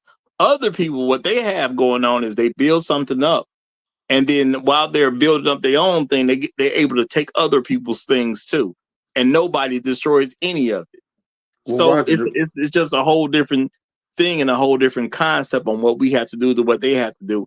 And for me to sit here in this country, out of all countries, where some white people get together and say we wanna build something where them niggas ain't allowed, for me to think other white people ain't gonna support that, to me is crazy. I well, have Roger, no doubt they're gonna be well supported. well, Roger, they're copying us because the reason why they're copying us is because white people at this point were 90% of this country. We were only like 8.5 to 9% of this country at one point. And the thing about it is we rose from 8.5 at the most, 10% at one time to 13 and 14%. White people have fell from 90% to 58 to maybe 65% of this country. They have not maintained as well as we have.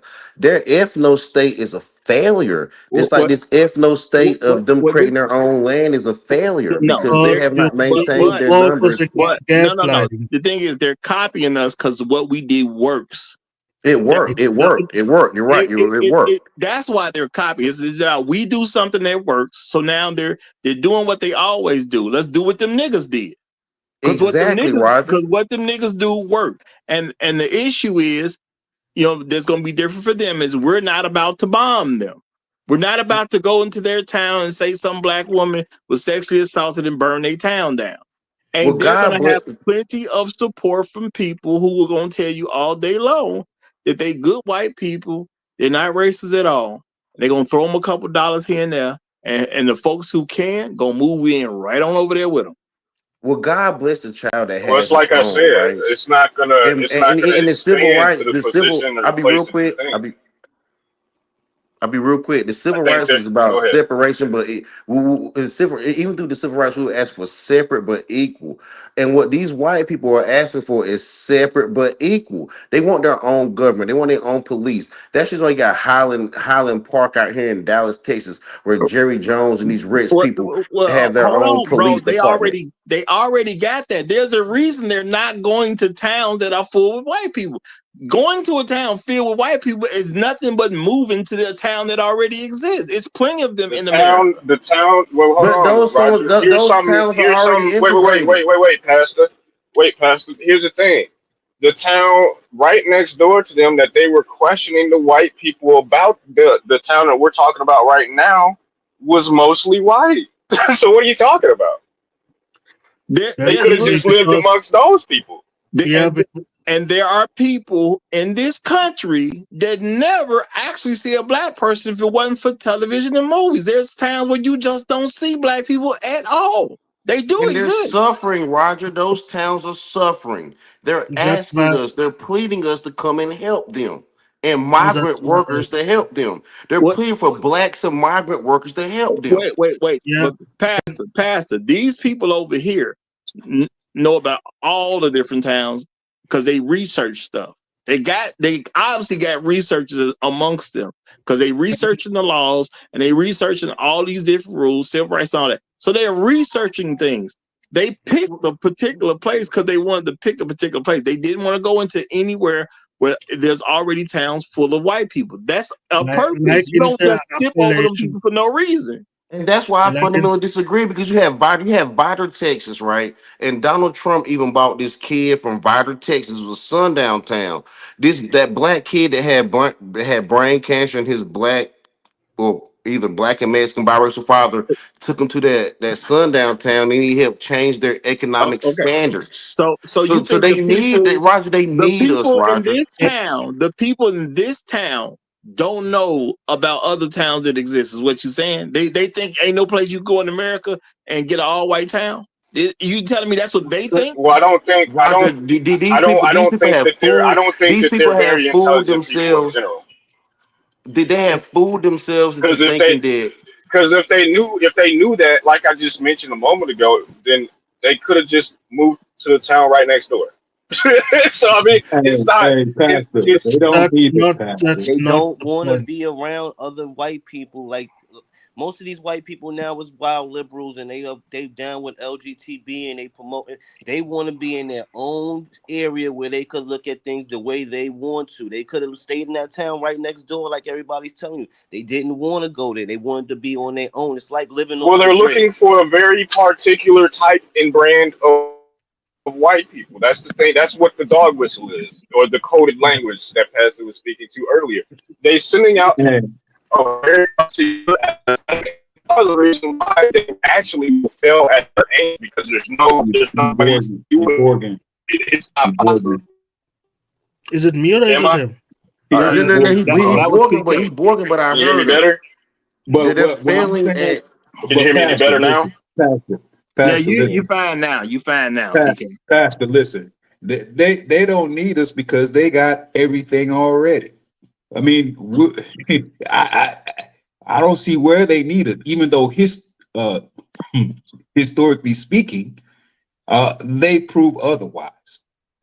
So No, they need us, and historically speaking, and today speaking, They needed you then. that little town in the Ozarks of Arkansas, and even if you look at even if they expand the Appalachia, these white people don't have the road building, well drilling, coal mining, energy defining skills but Pastor, to you just missed create what I that said. country. They don't have Now, it within the country. Pastor. They Pastor, don't have it. you just missed Okay. what I said. I didn't dismiss you, brother. I didn't dismiss you. They have everything, but they don't need us. Historically speaking, that's how they've carried themselves.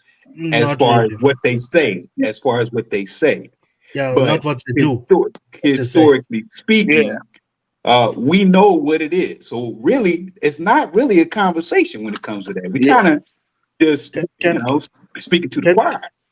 can I explain the gaslighting? Like one thing you must understand when white people talk about ethno states, these are the low class white people who actually don't understand how things work.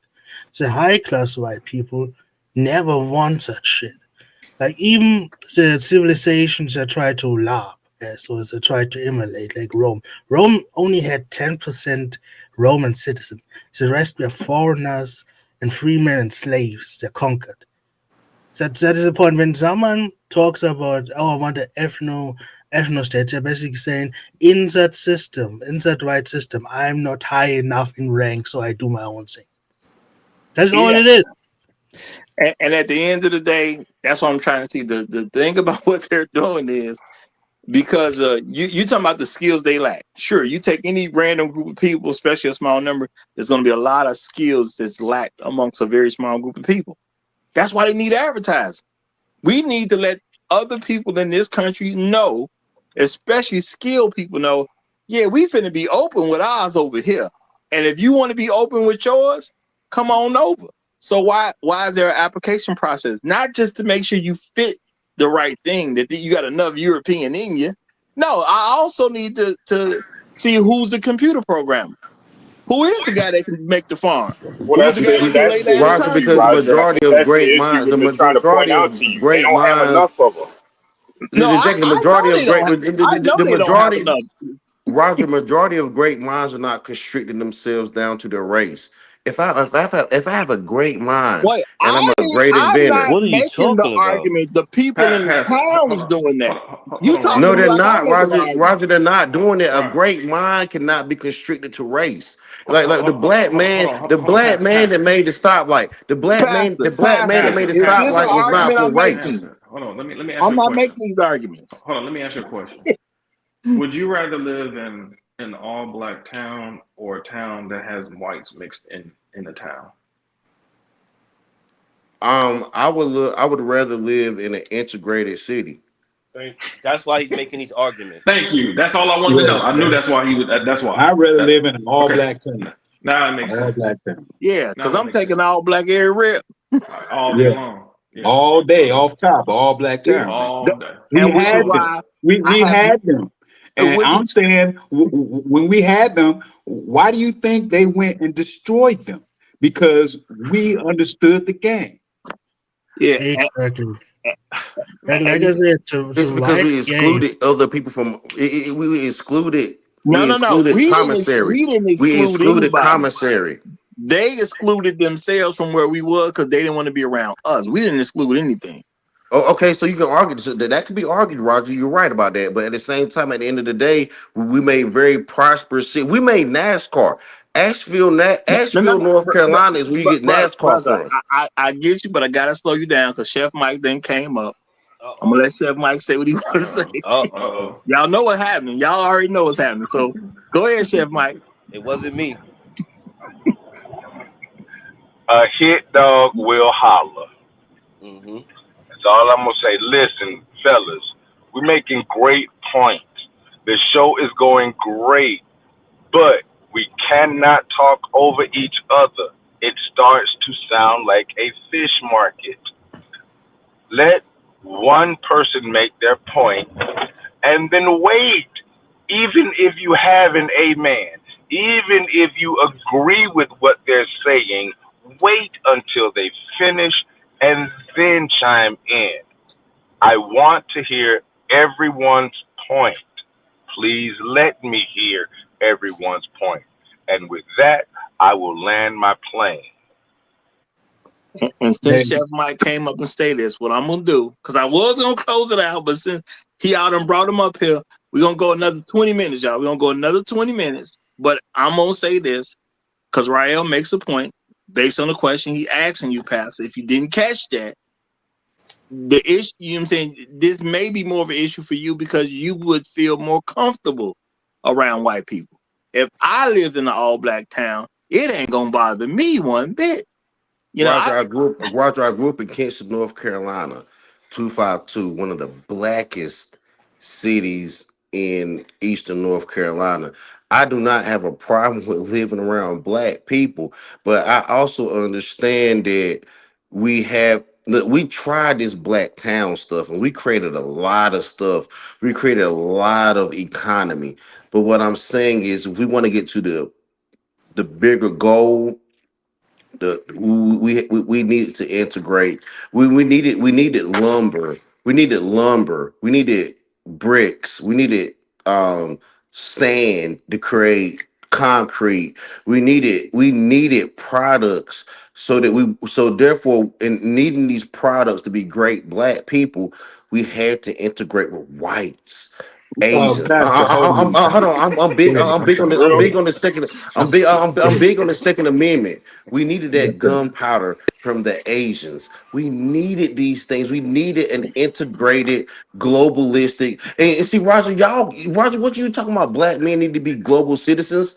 Black men need to be global citizens rather than black citizens. Pastor, let's not mix up global with local, because then it don't make sense. At the end of the day, I don't think we needed nothing that we really need to go to white people for. The issue that we had in this country is because white people was always trying to make sure we couldn't get stuff on our own. That's the issue we had.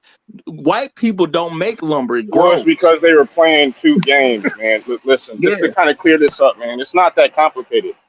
These people and us, regardless of whether you like it or not, there's no such thing as segregation. If you want segregation, not they can't really even do it in apartheid South Africa.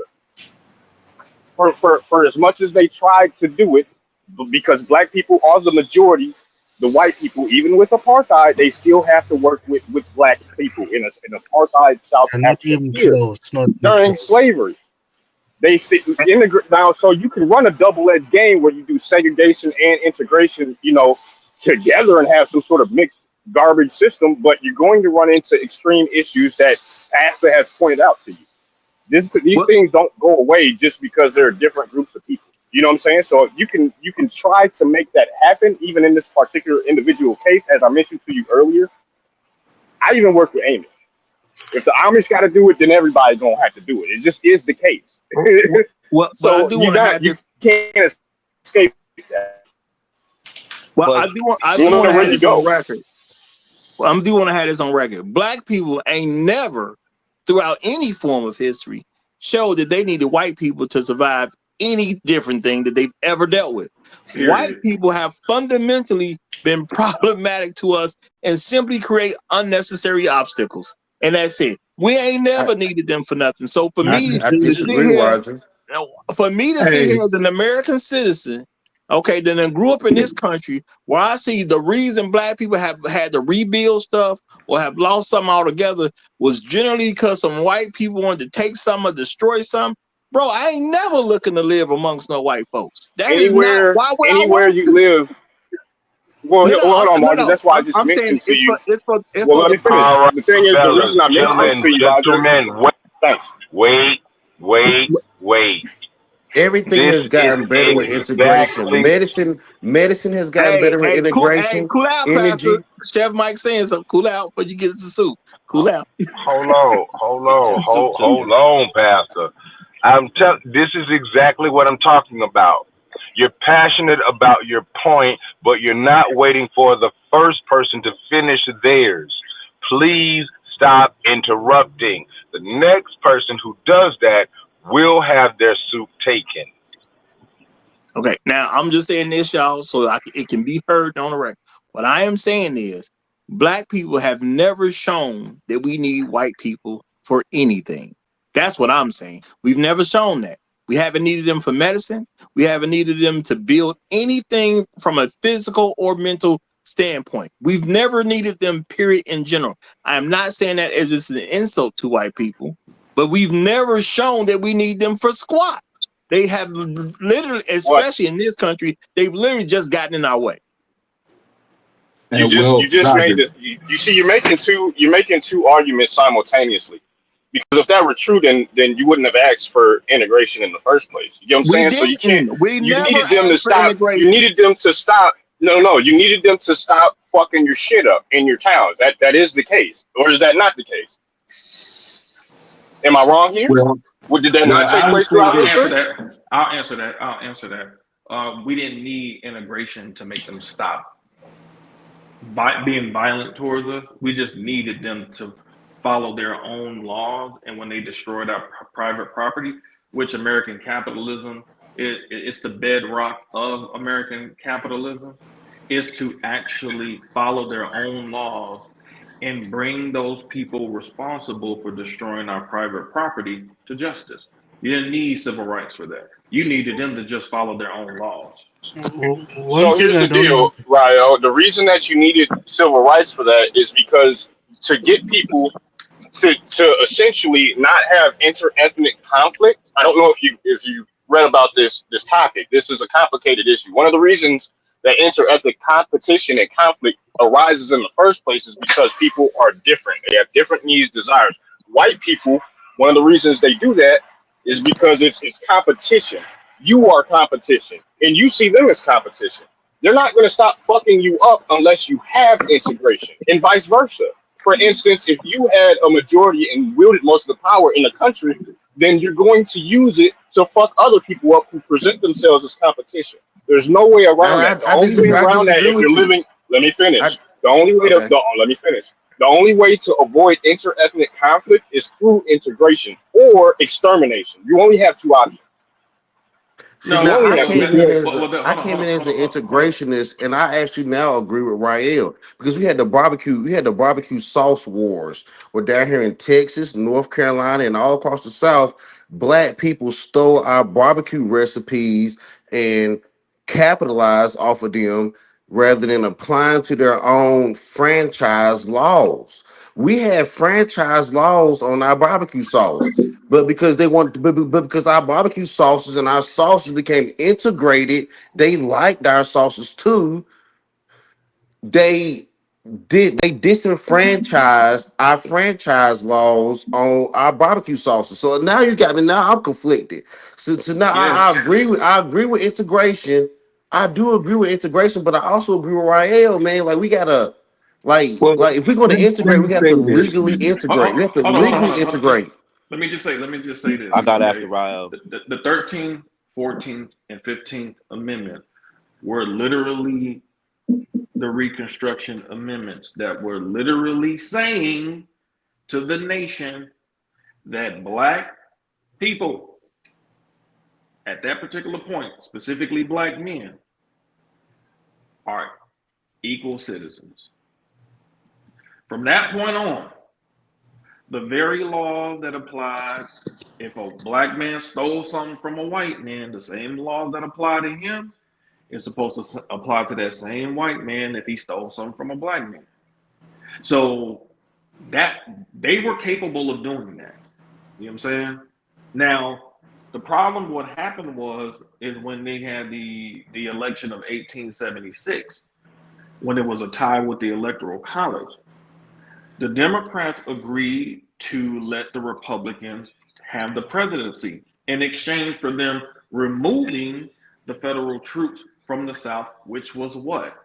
They were the protection for those rights for black people, those new rights that black people had under the Constitution. They removed the protection. And it doesn't matter how many laws you pass. If you don't enforce it, which is what some of the same stuff Malcolm X was talking about during his time.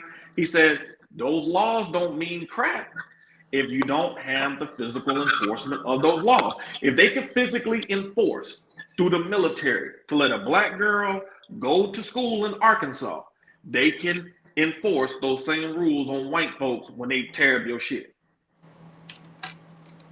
Yeah, and that's what I'm saying. The difference in this case is this all white town where they want to be openly racist and do what they want to do. The government is going to be behind this town. Now, I don't know what America y'all think y'all live in, but to consider what the government has literally done to support all kinds of level of racism, they literally write laws with loopholes to support it. Yeah, How is the town not going to be supported? I don't even get it. The reason why I brought up patent laws is because these white people are trying to patent law these all white White areas. White people don't And respect the laws that they make anytime it's an inconvenience to them, especially on a racial front. They don't but we respect no have law if it inconveniences them on a racial front. But we have had no Roger. We have to. I agree. Now this is where I actually agree with Rael, and me and Rael have had our differences, but this is where I agree with him. You have to respect the law the law of the land. The Bible even speaks of this, and they're not biblically or spiritually sound if they cannot respect their own law. Now White we have people lie had. on the Bible. What you talking about? Then we have had biblically sound laws on things that have been The patented and created. has Black the people law have been patented and created. no, but has the law worked when it inconvenienced them? Has that law meant No. anything when it No, inconvenienced them? So no, yeah, I'm sir, saying at the no, end of the sir, day, them no, laws it don't mean hasn't. squat to them. They never have and they never will if it's going to inconvenience them, especially when you talking about getting over on a black man. And So should period. we? So Roger, should we live in? So should we live in lawlessness? No.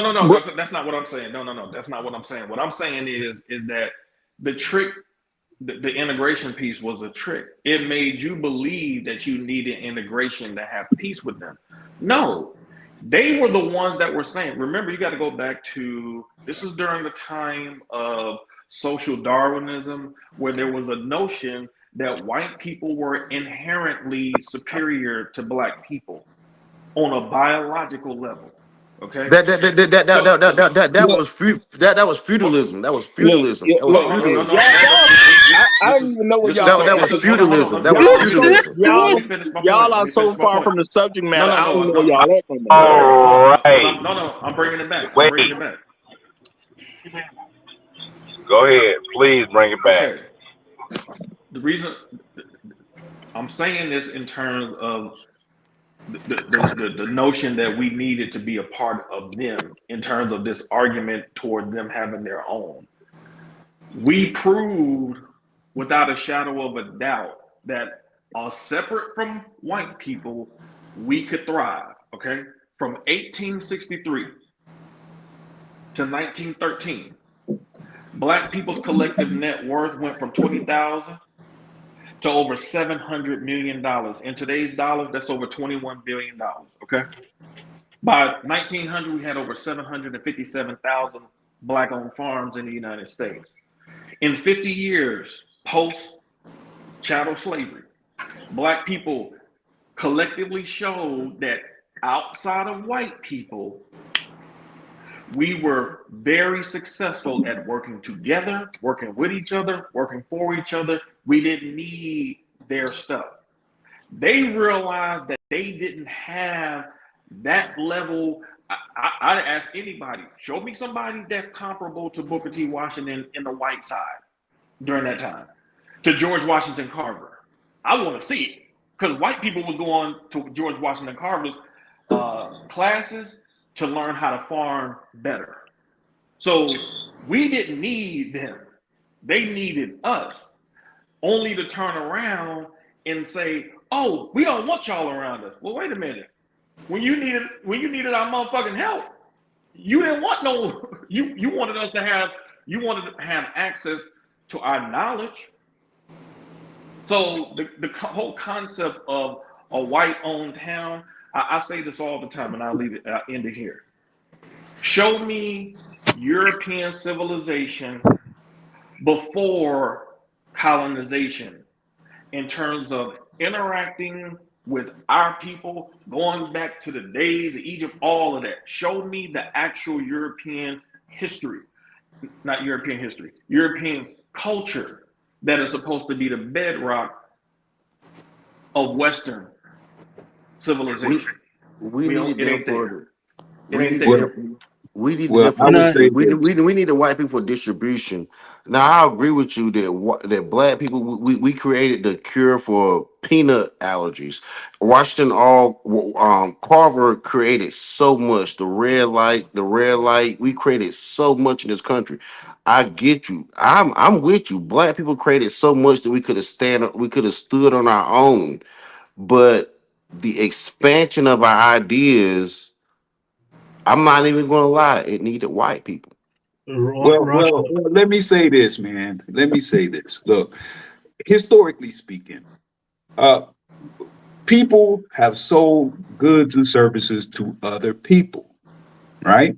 So if we are to go back in time, we will see that part of the game was white people selling goods and services to black people. What the problem was that black and they didn't sell the best products to the black people. You know, they sold under greatness type products, below greatness type products to black people. But the problem was black people found a way to make those products work and prosper from them. And when they seen how black people was moving, that became a problem, historically speaking. On the other side of that, black people never aggressed them like they aggressed us. You have never seen picnics when black, and I use that word purposely, where black people have had so-called whiskey Mike hanging from the tree. That song by Simone, I think is her name, Nia Simone, uh, about strange fruit. Well, historically speaking, you've never heard a song like that in regards to black people doing that to Whiskey Mike. And I'm saying we have seen this time and time over and over again. Now, back, and this relates to this topic that we're on. The topic is about Whiskey Mike having his own place. Well, historically speaking, they have done this, and they haven't veered from their history. They've done this. They still do this today. So when you say integration, well, integration that is a failure. We functioned without them, historically speaking. We functioned can I say? without them, but we wasn't able to globally No, we didn't interact have to. Why without would we them. have to go globally when we're in the U.S.? That's We're not false. looking to go globally. We're here in We the United States. Can the we United went. States sustain itself without a global network? It didn't matter because we It stood does in our matter. own place. No, No, no. no, Look, when we Hold, had our own place and we started making our own towns and stuff, that was the opportunity for people to come no, to us no, if no, we are to have a global conversation. If we are to have a hold global on, because conversation.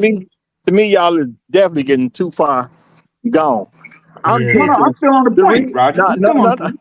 no, I nah, he's get still y'all on the thinking, but point. I'm saying, He's still on the point. no, I'm not saying that. What I'm saying is, I really think the reason this conversation is going this long, and I'm not trying to embarrass you or anything like that. I'm saying this. Maybe Pastor feel like the white people from back in the day. Black people had their own.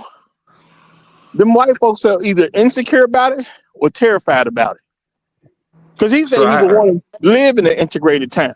And I'm not saying that's the worst thing in the world, but my exposure to well white people in this country, because I do believe, and I've said it before, it ain't like I just said it today. I think black people have a problem when they get overly exposed to white people. no, And Roger. No. I haven't I been think the overexposed truth to white is, people. And the hold on, truth of this matter is I will actually speak. I not will that Hold speak. on. complicated. I will speak Hey, quickly. hold I'll on, speak because I'm quickly. I'm I'll not speak trying to bash. quickly and Hold concise. on, Pastor. Hold on, 'cause I hmm ain't trying to bash you. That's not what it is.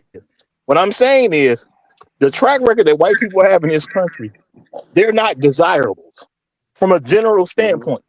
They like to kidnap kids. They like to have sex with hmm children. I'm not saying That's all of true. them do any of these particular things. They They like to overrepresented they in there. They they overrepresented in doing those things. That's true. they beat up women for no reason. That's true. They will eliminate they will eliminate a broad if they feel that it's really against them. They'll eliminate the broad, the children, and themselves. They do a lot of nasty stuff. We got all these rules about not being able to steal because they steal so much. Because Hmm. keep in mind, the laws that were created was laws to put in place because of how white men act. It was to protect white women and white children. So they made laws because white men are such terrible people. We have to have this in place so white men won't do these things. That's true. That's true, Roger. That is Yeah. That, so. No, Roger. so So I can what agree I'm with hold you on, with hold on that. now. This is what I'm saying. We can live amongst ourselves in peace without Hmm. issues for the most part. They seem to have a problem doing that. And I do think Now, maybe this okay. white town I'm just saying, possibly, maybe because they are creating this white town where they're openly saying this is gonna be for us and us only. Maybe that makes you feel some type of way. Because you believe the It does. integration is a necessary part of us growing as a people, I guess, based on what you're saying. I'm not trying to say anything bad about you. I'm saying based on how you coming across, it sounds like you think integration is this necessary thing for us to grow as a people. Yeah, and that's where I I'm and believe that's I where I'm at, believe Roger. And that's where I'm at. I'm gonna Roger. And interject real quick, I'll be man, real because quick. I'll be real Hold quick. on, hold on. Let Pastor, let I'll be you've Pastor been answer. going brief. for a while. No, actually, Roger was addressing me just then, and I'll be real quick. I'm not trying to stop you, brother, and I'll be real quick. And Roger, you're right. I do think that even with black cities and white cities in this um, oppression or aggression against other races, or saying that we don't need other races is not sustainable. And you got it, brother. I wasn't trying to cut you off. No, he didn't say I was a racist, just said white people. So yeah, I think that there is an argument to be made that white people are an issue, but to argue also simultaneously that integration wasn't necessary while white people were terrorizing black people and hating them is it's crazy.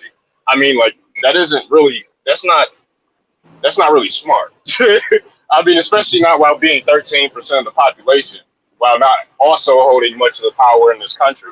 You have a fundamental problem here that you can't actually solve for if you're going to say that black people can do it on their own, but then simultaneously say that you wanted integration and now you don't. So now you want to go back to segregation.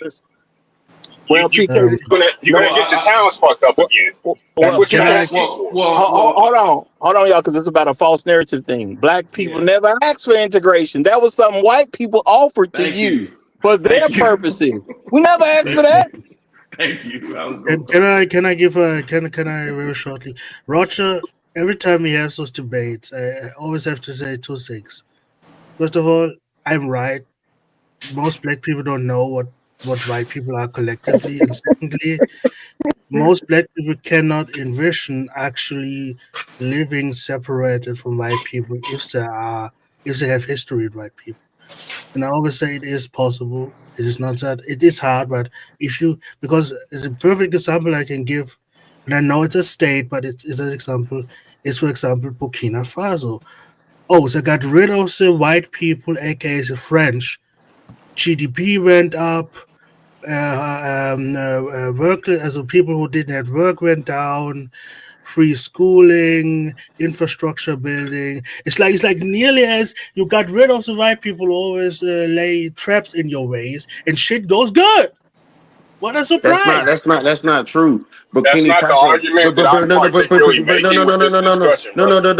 The I Bikini need to Faso address. got. I need to Hold on, I'll address be that real because I quick. I'll think be real quick. he was trying. Bikini Nah, Faso bro. got rid of Hey, the bro, hold up. French, Hey, but they no, took in the no, no, Russians. no, They no, took no, in the no, no, no, no. Russian. They got rid of the French, but they took in the Russians. So they It still That's not. hold on, separated That's hold white not. on. people. No, That's not even the point that I'm trying to go to. I think it's worth that's not addressing even what my he point. said on its face. Here's the deal, man. The bottom line is this: it doesn't. I'm not necessarily only speaking to white people with this, but that's the topic. When we're starting to talk about ethnic grouping, we're going back to tribalism and how tribes function, and we talk about inter-tribe competition. You can't escape this, whether it's white people or black inter-tribal warfare in between black people, because that happens today as well, but we don't talk about that. So this idea that this is only because of we're discussing, white people at the moment. No, I would say it for any other ethnic warfare issue. The bottom line is this: when you have two competing tribes, regardless if they're not integrated with one another, they're going to disturb each other, especially if one is a minority, an ethnic minority. That just is the case. It happened in India. It happened across the West, even with white people and white people. So this idea that because black people are talking about the fact that we needed integration or some sort of collective agreement to not fuck each other over, yeah, I would agree that, yeah, we kind of do need that. Otherwise, we'll regress to a point where black people in this country will be getting hung. That just is the case, whether we like it or not. Unless you're going to become the ethnic Exactly. majority That's and control all the infrastructure hold and on. military. Going to jump in here. No, because Yeah, okay. hold on. Chef Mike is up here, y'all. I done made the solo layout to let y'all know he here. Going Okay. to jump in here. This topic is definitely one that is worth a part 2, in my opinion, Roger. So we need to continue this topic as a part 2.